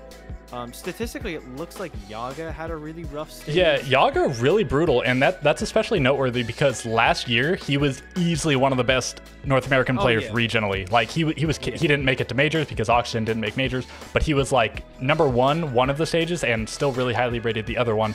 And then he goes back to M80 for SI, does badly, comes back to Oxygen, does badly this day. I'm not saying that's why, but it just so happens that 2 back-to-back really bad performances from him. Yeah. Well, yeah, obviously it was kind of a shit show. But even coming on here, like on support, that felt odd. Yeah, and I think it looks like they shifted him. He's not like hard support by any means. They still have Dream and Diaz, but he looked fairly supporting a lot of the times. And if you look at the entry stats, very clearly he has the third most.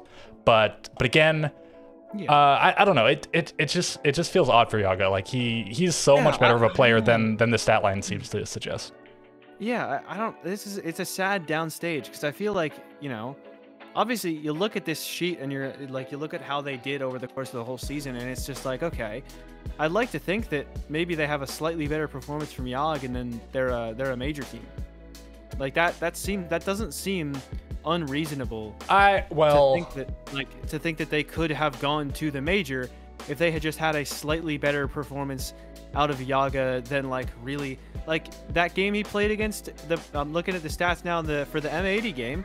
He went -11 over the 3 maps. Like you feel like in a 3-map series where it was pretty close on paper, you have a slightly better performance from someone who's taken a lot of entry engagements relative to some of his teammates, playing Zof and Warden primarily. Granted, I'm sure he did a lot more flexing than that, so I'm not just going to go off of that. But those are his 2 most played operators for the series, so it's worth noting that, like, you know, you feel like that's the kind of role where you need someone who's going to have a really individual performance, and that was just I guess we just didn't see it at this stage. Yeah, so, it's easy to point the finger at Yaga because was he even the lowest rated? He was the lowest rated player for the entire stage at the end of it, which is tough to go from like the top player in the league last year to like the worst player.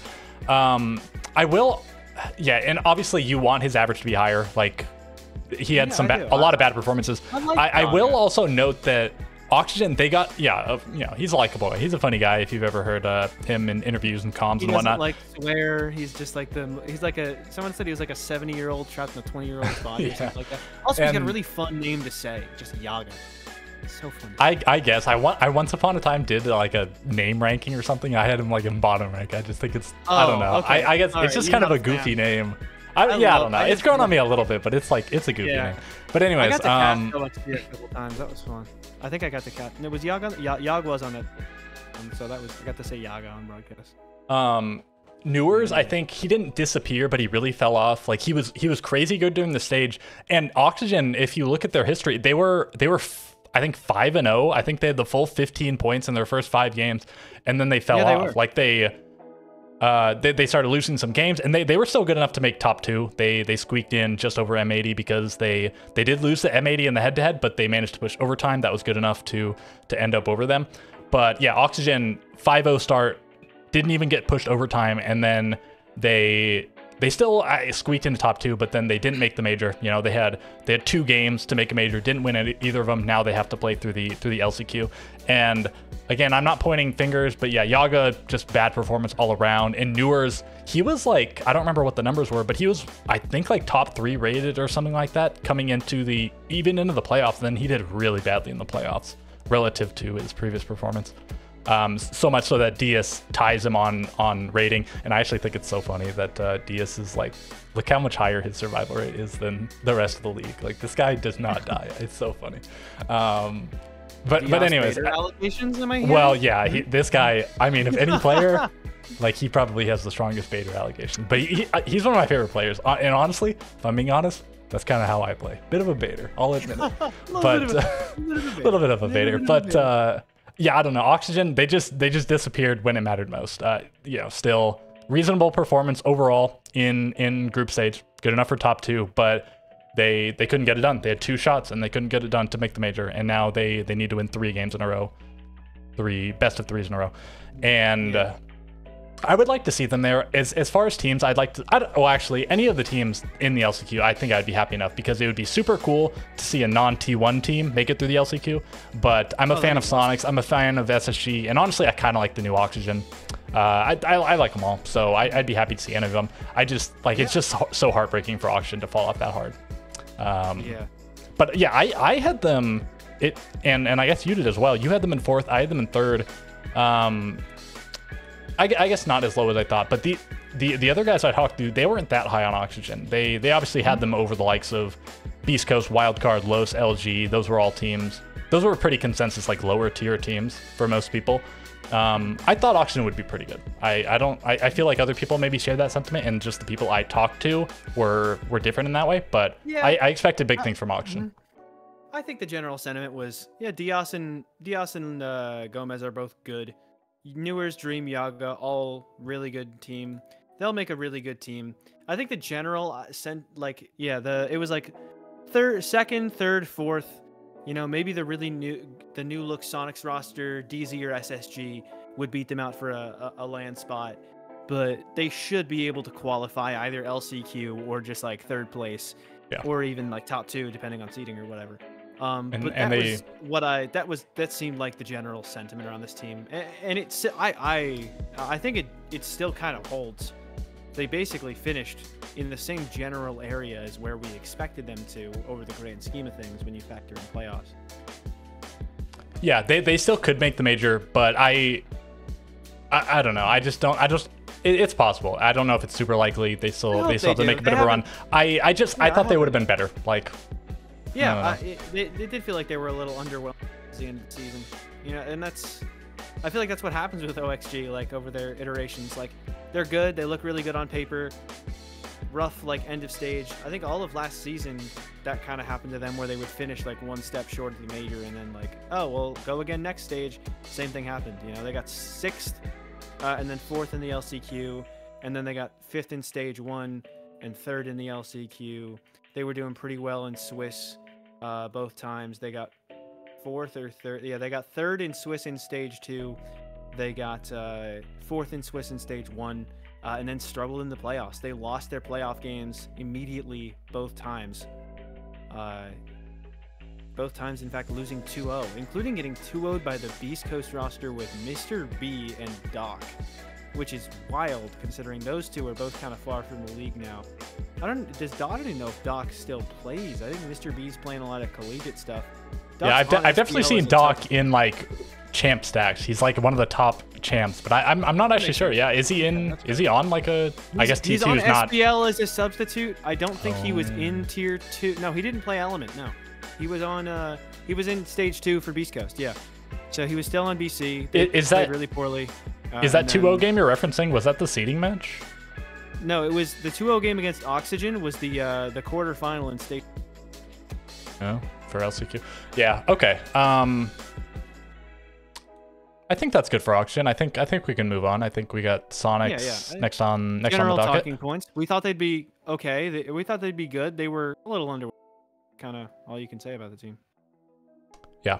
I don't know. I guess I hope better for them next stage. I do think, well, Yaga had a really bad stage this stage, but I think coming into the stage, people were questioning if Dream was good enough for that team, if the other 4 players weren't outclassing him. And we'll have to see. I think he was reasonable, and my understanding is that he is the main IGL on the team, so we'll see what they decided to do. If they want to make any roster changes going forward. But I feel like at the moment you definitely don't touch Newers, Gomez, or Diaz, but I'd like to see the whole team stay together for at least one more stage. Yeah, same here. Same here. Yeah, so Sonics are a really peculiar one because they got rid of the 2 players that it seems like were the least likely to get rid of. They got rid of Citizen, and he wasn't. Well, he was dropped, but right, he was transferred to M80, so not the exact same thing. Grixer being benched was a massive surprise. He's been like on average one of the absolute best players in the world, statistically, if you want to really analyze impact as a whole. It's maybe potentially a different story, but just by the numbers, crazy player. They decide to bench him, and they bring on Merc and Adam, both coming over from Wildcard, and Ambi is still a pretty new addition. And this is the same team that just made top 6 at SI, but again, they made those roster changes. So what were your expectations with the team? Obviously, we're getting pretty high up. You had pretty high expectations for all of the teams going forward. What was the deal with Sonics? I mean, Sonics just, to me, seem like that kind of team where they're consistently able to make really good teams. Super knows a lot of what he's talking about. And Adam and Merc are 2 very good additions. It felt like they'd be like the kind of pieces that the team needed. And I do think this team is much better than their result was. I think getting rid of Geo to bring Grixer back in, if you find everybody else, like roles that everyone else is comfortable on for the future, is going to help improve your team's overall skill ceiling. And I appreciate that they tried to go for the whole drop the undroppable, like as you would expect based on what I was talking about earlier. I do appreciate that approach. So I think they made a really good roster. But like I remember I would see people talking about them, and it just felt like they never had people show up on the same days. Like they'd have a game where Ambi gets 18 kills and then Adam gets 6. Ambi gets 13, Adam gets 2. Adam gets 18, everybody else kind of sucks and they lose in overtime. Like it feels like I would need to look a little deeper into them and their roster. I remember watching one game where Ambi was just like getting opening picked every single round. Like there were some games where he'd just go out on the roam and just like die for free early on sometimes. But then there are other games where he gets 18 kills and he's like the best player in the world. It's just like, generally, I'm trying to find the game that I was watching as well, because I watched a few rounds into it. It was against a wild card. Ambi, I want to see if his entry KD lines up. Merc actually went 1-5. Ambi went 0-2 on entries. So I do think they're just a volatile team. Like some days, they would have really bad individual performances and they would stink. Some days, they would have great individual performances out of Ambi or Adam, but then other people would stink and maybe they'd lose late. Some days, they'd get it all to work out and it'd work perfectly. I do think that, that could come from a variety of different things. I have to look at it closer to really understand that. But I mean, overall, Ambi going -8 on his entries across the whole stage. Merc also went -1, 16 and 17. Ambi had the worst entry KD in the league. That is that's crazy. That's very, or no, he had second worst behind Canadian, which is also kind of wild. But Canadian, the goat of going negative. Canadian took 33 entry engagements. They're letting the old man. Yeah, that's so. He does this, and I guess actually it doesn't look as insane this stage because 33 on him. But Pambazoo has 1 million. Actually, he has the second most on the team. Canadian does, which is always insane. He does this like every stage. Like he always has the second or third most. He is getting in there, and I think a lot of those are on defense, not on attack. Plus 15. Oh my gosh. Pamba had a mid-stage overall, but his entry is insane. Holy, that's wild. Yeah, this guy's an entry menace. Yeah, I think Sonics could have a really good team. I just think I do wonder if Sonics, if it's just like a leadership issue. Maybe I don't know. Maybe it was some deal with Geo, or the players don't listen, or some other fundamental structural issue. Because it is impressive that a lot of their players had 15+ kill games, but maybe they're focusing a little bit more on individual performance. Like they are letting people off the leash, but and that's working out for one player, but you don't win games like that. You need like, usually, 3 or 4 or whatever players doing reasonably. Maybe 1 or 2 people can have a really bad game as long as other people are picking up the slack, but you don't win games off of just one person if everybody else is doing badly. So it just didn't work out. And then Rexen being on Breach coming into the stage was an interesting choice. It seemed like Geo was getting a little bit more freedom, and that, I guess, didn't pay off. Geo's now not on the roster, and I guess Ambi is taking the Breach.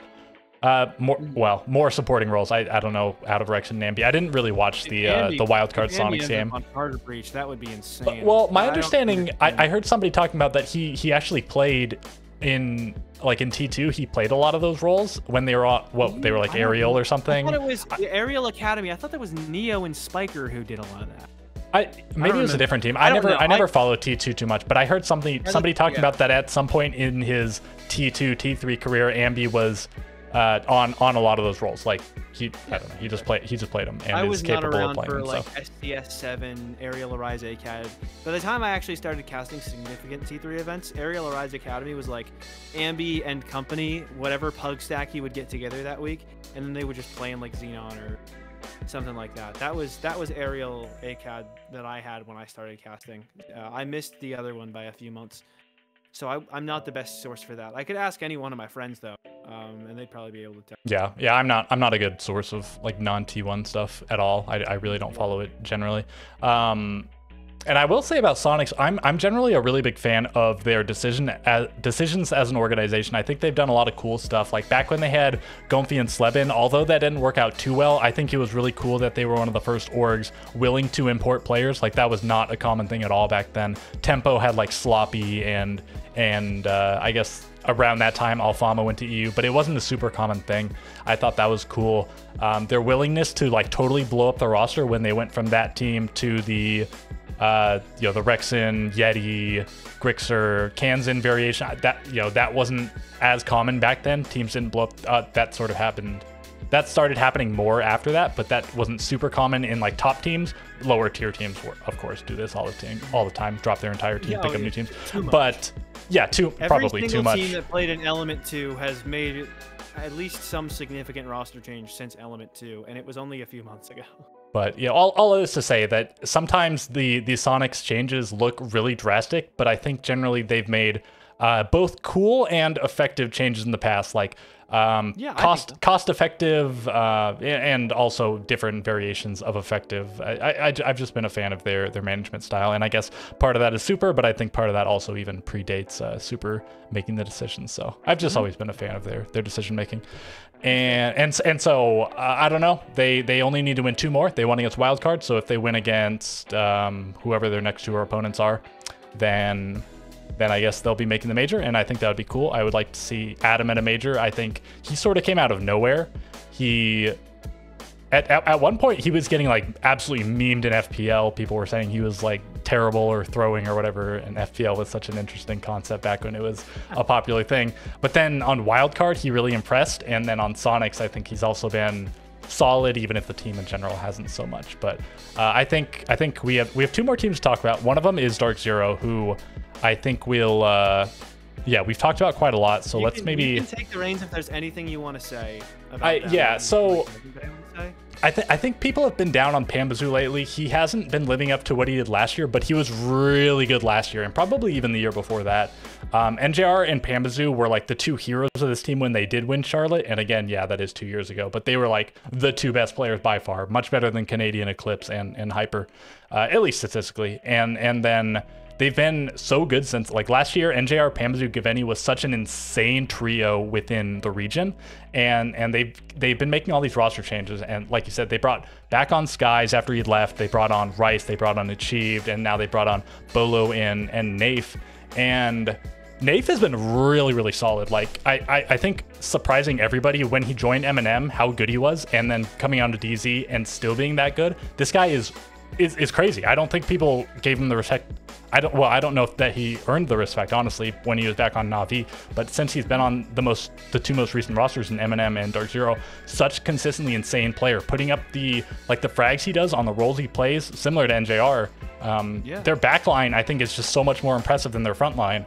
Pamzu and Bolo outshined in so many games by NJR and Nafe is such an interesting phenomenon. But yeah, what I want to say is that Pamzu, we saw his entry stats, they're crazy. I think give him a little bit more time. He'll probably bounce back. Great player. My biggest question is still Bolo. He had a pretty lukewarm SI. He had 1 or 2 matches or even maps where he lit up. And I think he was a lot better actually on stage than he was in groups. I don't know if that was a matter of the crowd or a matter of heating up, but I don't know. I'm just not convinced by Bolo's return. How do you feel about him at the moment? I feel like, he's still a great player. That goes without saying.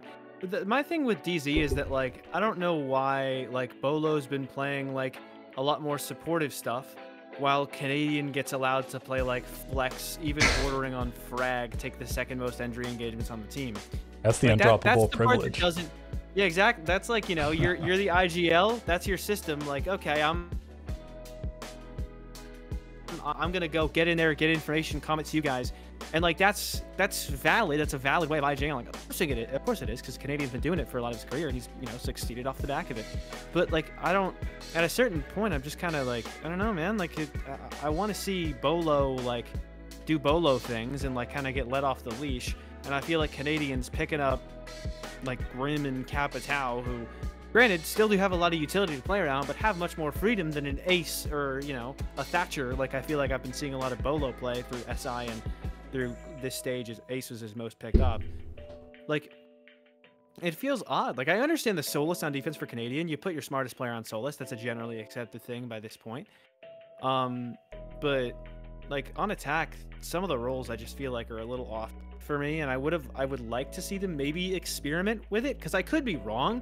They could like lose a lot by putting Canadian on something more supportive and thus like not allowing him to actively take a lot of space and see how the front lines are coming along, because that is invaluable for an in-game leader.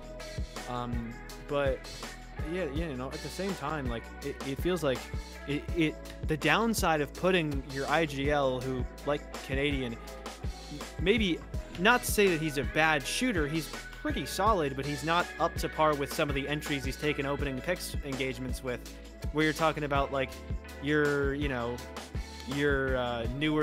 your Kixros, your Ashens, your Ambies of the world, where like he's not going to win a 1v1 against a ton of those people, and so you lose the ability to like maybe win a lot of openers. Granted, clearly they're letting Panba go crazy, and Panba's winning plenty of them. But still, that's like something that slightly irks me about the way that DZ run the team. And so I think that does relate to Bolo, because like, they clearly have a plan, but I would like to see how things would go if Bolo and Canadian experimented with like swapping roles just a little bit. Because I think NJR and Nafe are comfortable on their roles. Panba's very comfortable where he is. Canadian is too. And I'm sure Bolo like is comfortable. But I don't know. I still like mentally see him as somebody who has such a high skill ceiling that I'd like to see what he could do if you let him kind of off the leash just a little bit more than you are now. Although that's just a hypothesis that I'd like to see experimented with by Dark Zero. But end of the day, Canadian has his system, and it's been consistently winning in North America. So and even like getting him to majors and all that. So like, I think there's validity to how he likes to run his team. Yeah, his system is certainly consistent in a way. Like he has good players supporting him, but they always make the major, and like it's probably like 50-50, maybe even a little bit more in their favor whether they make a decent run. But yeah, they have a lot of good showings. Like they made top 8 at one of the majors. They went out in Swiss at one of the majors, but then the determining factor there was sort of SI. They also had a good SI. And a lot of people say that they would really like to see Canadian back on straight up Breach, like they did back on SSG. And I actually, yeah, you well, disagree? No, I would like it, because NJR playing Thermite, it feels wrong in a sense, but it feels so right because he plays Thermite and this isn't even like one of his best. He went 1.05 rating. That's nothing for this guy. At SI, he was like 1.2 rated, highest rated player in the event. Obviously, he can play support and still be insane. So I don't see any reason to take him off it, speaking about NJR. But yeah, I would like to see Canadian a little bit more supportive, although Captal most played operator, that is a a support operator differently than obviously, like you were saying, Hard Breach and Thatcher. They're intended to get open the walls, but Capitao, you really want to keep alive because it's your one of your execute operators, along with like Ying or whatever else you take for the round, Grim. And he has 13 plants. He is the one planting on the team, to be fair. So it just seems like, yeah, I guess attack, he is playing supportive roles. He's planting and execute operatoring or whatever. On defense, it is still a very aggressive Solus that, and so I'm just saying that a lot of people say that put Canadian back on Hard Breach. I feel like if you're going to complain about anything, it's his role on defense. He should probably be looking at.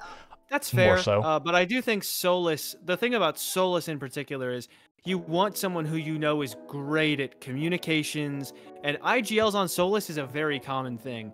Fox is a big Solus player, you know, Canadian big Solus player. You look at the other people who are maining Solus through the stage so far. You have Gunner, who's very vocal. You have Merc, who I think is pretty vocal. Kansan's just a very good individual player and stuff like that. But yeah, I know that, so yeah.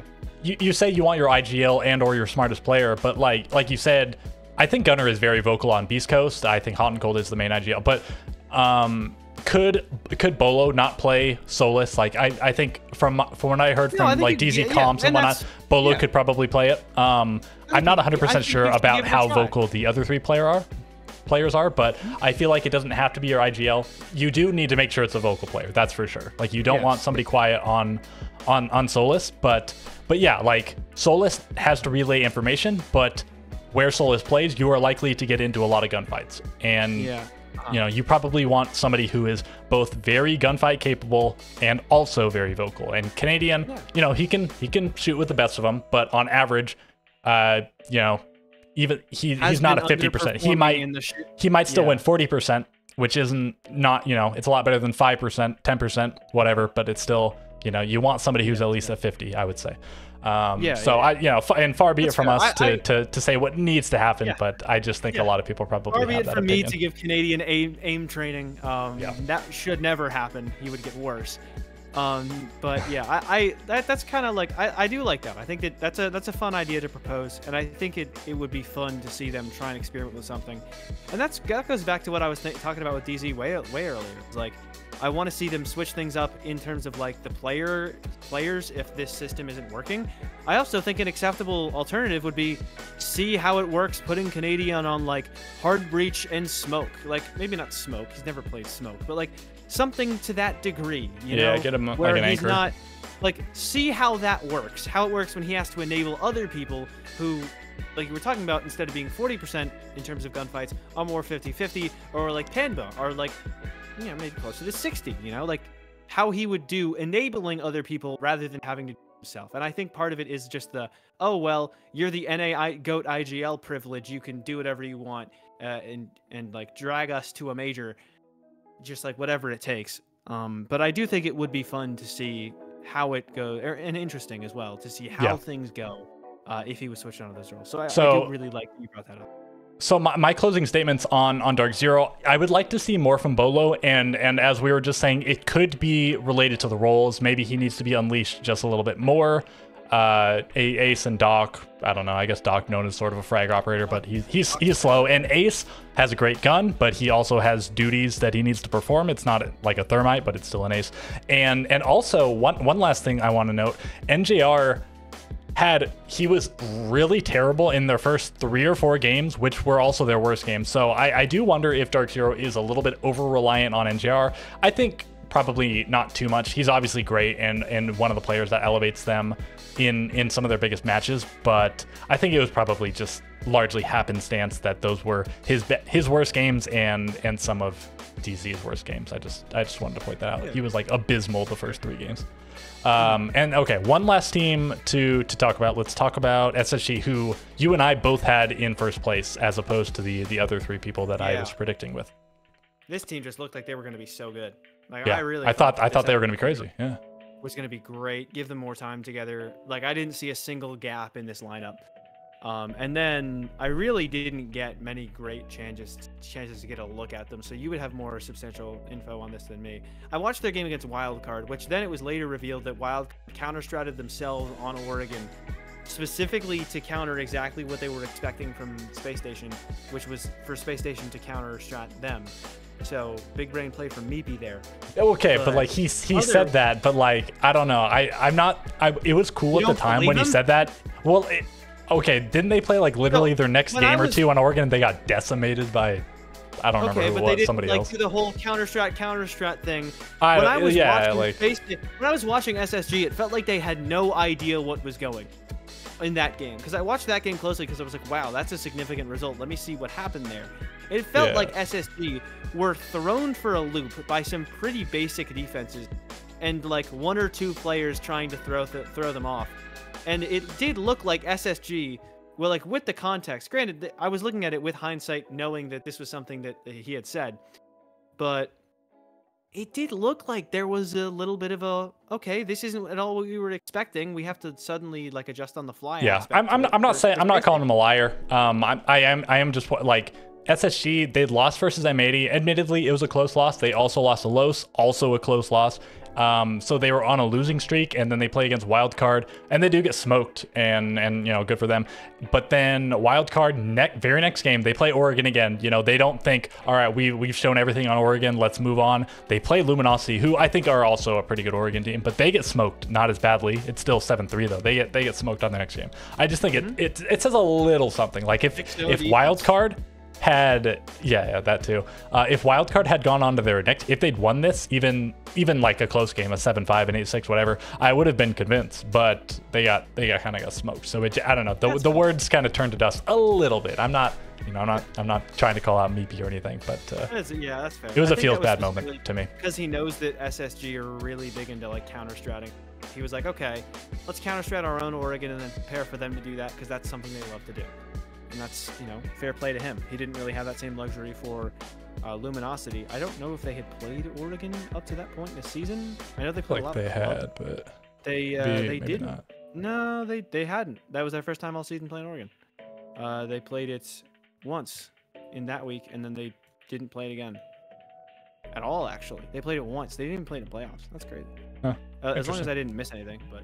Yeah, so like they didn't have anything to go off of with LG, and LG aren't really known, they don't have like a reputation of doing anything a certain way. So, I mean, yeah, I think it was fair play to them for going about it the way that they did.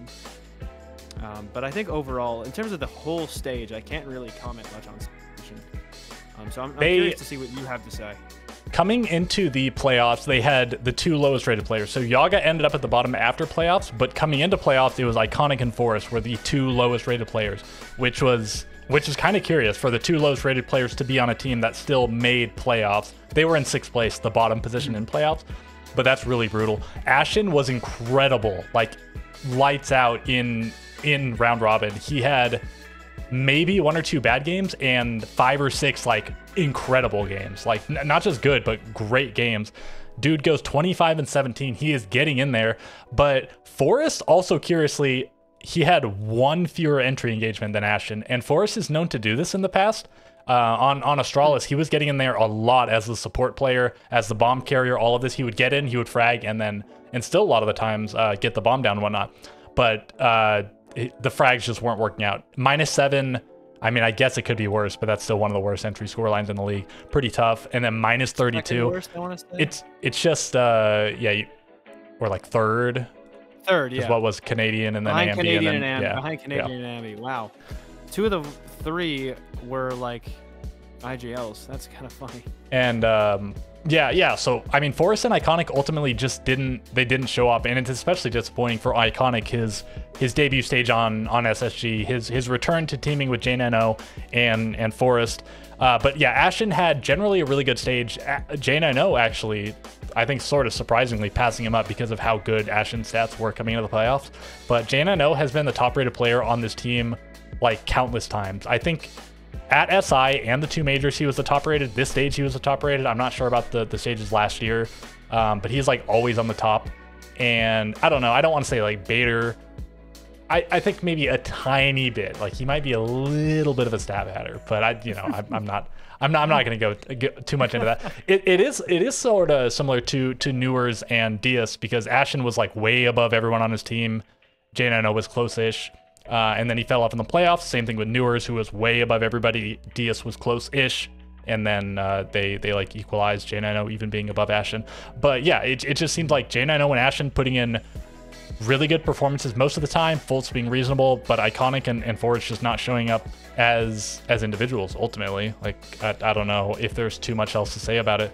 It felt like this should have worked out really well with Forrest, Iconic, and J90 having played together in the past, and SSG before Iconic joined was generally pretty consistent regionally and internationally, even if it was not a super high level internationally, but still top 11, top 8 kind of range. We'll see. They could also make the run to the major. They could make it through LCQ, and then they could make a deep run to the major. Who knows? But Iconic and Forest undoubtedly have to put up better numbers than these. These are just brutal. I could very easily see them. They're playing later tonight, so we'll get to watch. But I could very easily see them making the major. Yeah. Even though they, I would probably say they're the favorite through the LCQ. Maybe that's biased, and if it is, I think by a slight margin. But yeah, it's slightly biased because like, they're not the favorite because of their results. They're the favorite because they've always been good, and on paper it's like, well, I don't know why they're bad, so I'll just say that they're gonna bounce back. I think the actual favorites would probably be Oxygen. Yeah, well, now that I say that, because they lost the seeding match to LG, although that match means that's one of the least impactful matches of any match throughout the entire season, year, whatever. That matters so little. It's especially LG got their bag. LG made 8K off that game, bro. Yeah, fair enough. But that's I mean, outside of like the money, it's so goofy that those two teams, they play each other in that match, but then if they both win their matches, they just rematch. Like, they're not even on opposite side of the brackets. I just think that's so strange. Yeah, that is odd. That is odd. But I'll give you that. Actually, in Europe, it's worse. Ensign Virtus Pro played in the seeding match for the grand finals of the LCQ, and then they're just playing again. Oh, really? Like, nothing that happened in that game would have changed it. They're just playing again in the LCQ when they just played in the grand finals of the Qual playoffs. That is strange. That's the dumbest one. But anyway, yeah, now that I say it, so they lost that one to LG. It was very close, but that's like, I don't think either of those teams. So yeah, you do want to make $8,000, but one, the seeding aspect doesn't matter, and two, you want to make the major more than you want to make $8,000 right there. Like, you want to hide stuff. You know, like, people talk about saving strats, but like, if you're ever going to save strats, that's probably the match to do it. Yeah. Unless you're like, barring like you're in first place in round robin and you absolutely cannot fall out of first place, that sort of thing. But they did get smoked by M80. In the only super meaningful best of 3 they played this stage, they got smoked. They won like 6 rounds. They got 7-3, 7-3, I think. So doesn't bode super well. So honestly, now my saying that they're the favorite, I think that is a little bit sentimental, but I don't think, if they're not the favorite, I don't think anybody is heavily the favorite. Like, maybe No, Sonic, I don't think anyone is.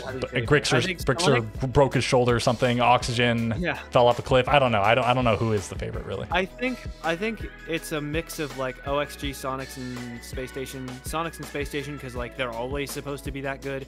OXG, similar reason, plus like they looked like they had a lot more going for them through the actual season itself.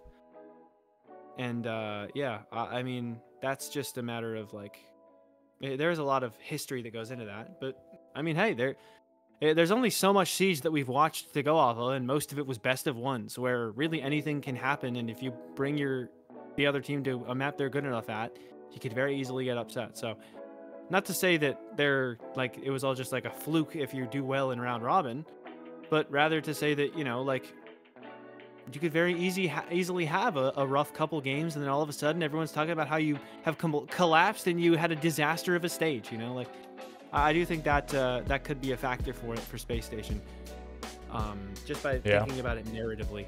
I would have to watch their game, watch some of their losses. I think having any like meaningful Siege be best of one is sort of a feel bad, because it's sort of true in like most games that anywhere resemble this, but just like Siege is such a with the map pool we have, with the level of counterplay that is allowed by having 80 operators or whatever in the game, it just feels really tough having best of ones. I suppose during the stage it would just, with how many teams we have, it's like unfeasible. But it's just so tough that so much can be decided by best of ones that just feel like they're like coin flips between so many of these teams on so many of the days. Yeah, like here I was telling all my friends like LG are legit and they had a good split. And now I'm watching them lose to Los Mangos. So maybe Los Mangos are just really good. Like I don't know. It feels like it's. Do you have the it game feels up like I right now? don't I'm not know. looking at it. Yeah, I have the game. I have the game up right now. They lost map 1 and they're 2-2. But it's like I don't know. I feel like it's so hard to like with new teams that are only together for not that long. It's so hard to see how good they actually are.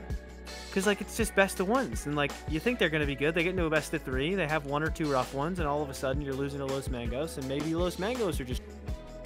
I don't know. Like it's confusing, you know. So as SSG playing that poorly, I'm not ready to hit the panic button yet at all. I think there's no world in which they should make a single change to that roster, whether they go to the major or not. Yeah. And I still think they should be a very very good team. Yeah, there was some other point I wanted to make with the best of 3, but actually it's escaping me now. But okay, we've discussed all the teams, and honestly, I wanted to structure this a little bit differently, but we just sort of talked about everything at the like. I thought we would talk about our expectations coming into the stage and then talk about the results, but we sort of just talked about it all at the same time. So I don't think there's really anything left to discuss at this point. So do you have any closing remarks on the subjects we've been discussing? No, not really. I mean, I'm excited to see how, for the most part, I'm excited to see how Beast Coast and M80 and a lot of the other new teams from other regions like E1, Into the Breach, and Secret will do with the major. I'm super Manchester excited. should be a super it's exciting the most major. excited I've been for a major because it feels like I said before, we removed some of the teams that were stagnant and just kind of like pretty solid. And instead of that, like we have teams that are new and like have high skill ceilings, and like that's a super exciting prospect, and it's all happening at once. You know, like I'm very excited for the Manchester Major. It'll be really nice. Get a nice little summer break. Get to watch some Siege. Hop in voice calls with You're not going? I'm not going to Europe. I'm a college student. You think I can afford that? Well, I don't know. It's not that far. Like $1,000 to fly there and back. Yeah, it's literally like $1,000 for a round trip ticket. Like I don't have that kind of money. I'm sorry. Yeah. I'm not going either. Yeah, that's valid. I wanted to go. It would have been fun. But yeah, I'm just gonna wait to be okay. Wait until there's a rumor. I think they announced it. Didn't they say it was like SI is going to be East Coast US? They just didn't say what city. Yeah, and wasn't it like semi-lead? I don't know. People are speculating it was Atlanta. CGG made a tweet that said it was in New York. Oh, well. We'll see. Which would be really good for me because I am East Coast US, so I will be going to that tournament. Like, there's nothing that can stop me from going. Did you go to Charlotte? No, I haven't. I didn't go to Charlotte nor Raleigh. Well, Raleigh was a long time ago, but... nor Atlanta. Yeah, like I just didn't know anybody to go with, and I'm only 19, so you know, like when those happened, I was like 17. I didn't know anybody in the comm. You're still technically a minor, you know. I'm not gonna go down to Charlotte by myself to go hang out with a bunch of people I don't know, you know. So, but now I know a lot of people in the community. Some of them live close to me. I'll meet up with them in person over this summer, and then I'll plan to meet up for Invite 2025, whether it be in New York or they change the venue and they decide that they don't want to go to New York anymore. Or if that was never true, NCGG just pulled off a major troll and decided to get a little silly. Yeah. Okay. One last thing. Who do you think is winning the LCQ for NA? Los Mangos. Los Mangos. Dude, they're like, I don't know what makes them good. I need to watch these guys play because yeah, I haven't watched I looked at them on paper and I was like, okay, they're pretty good, but they're not going to be like that good. And here they are. They beat Space Station Academy, who I was very high on. They took a map off Luminosity. They're close on the second one. Like I don't know. This team is like actually really good, and I didn't think they'd be really good. And so that's a very exciting prospect. But yeah, I mean, in terms of who's winning the LCQ, I would say I probably would have said Oxygen even before yesterday. So I'll just stand on that. Actually, no. I feel like SSG. I don't know. Yeah, I'll say SSG. I think they'll figure it out. I think that, you know, Kala will get the boys together, and they look like too good of a team on paper to just go out in the fashion that they did, especially with how they started. They still had like a really good start to the stage. Yeah, they were like 3-1 or something to start out, which was solid, and then they well, they at least were good enough to make top 6, but they didn't make anything of it. So yeah, I guess that's gonna do it. We're just shy of 2 hours, so I don't think we should go any longer. I forgot to tell you, I'm a little bit of a yap star, yeah. As it turns out, yeah. Kind of my job. Yeah, and I mean that's what we're here to do is yap. So, all right, everybody. If you're here after 2 hours, like you gotta sub. That would just be a crime. You probably are already if you're this far. But if not, you know, hit me with those, and also a comment. Like we've said 1 billion things. Like there's got to be something that you agree with strongly or disagree with strongly. So do let us know that's something. Strongly disagree with. This guy's a maniac. Somebody needs to call him out for sure. I had to say something. The Canadian fans are gonna get to me after this one. Yeah, Forest fans kill this guy. Who else did you talk about? We got like 1 minute. I don't even really make fun of Forest. I don't know. Yeah, I don't know. Actually, I guess you didn't call out too many people besides them. Anyways, yeah, that's gonna do it for us, and I will catch you guys in the next one.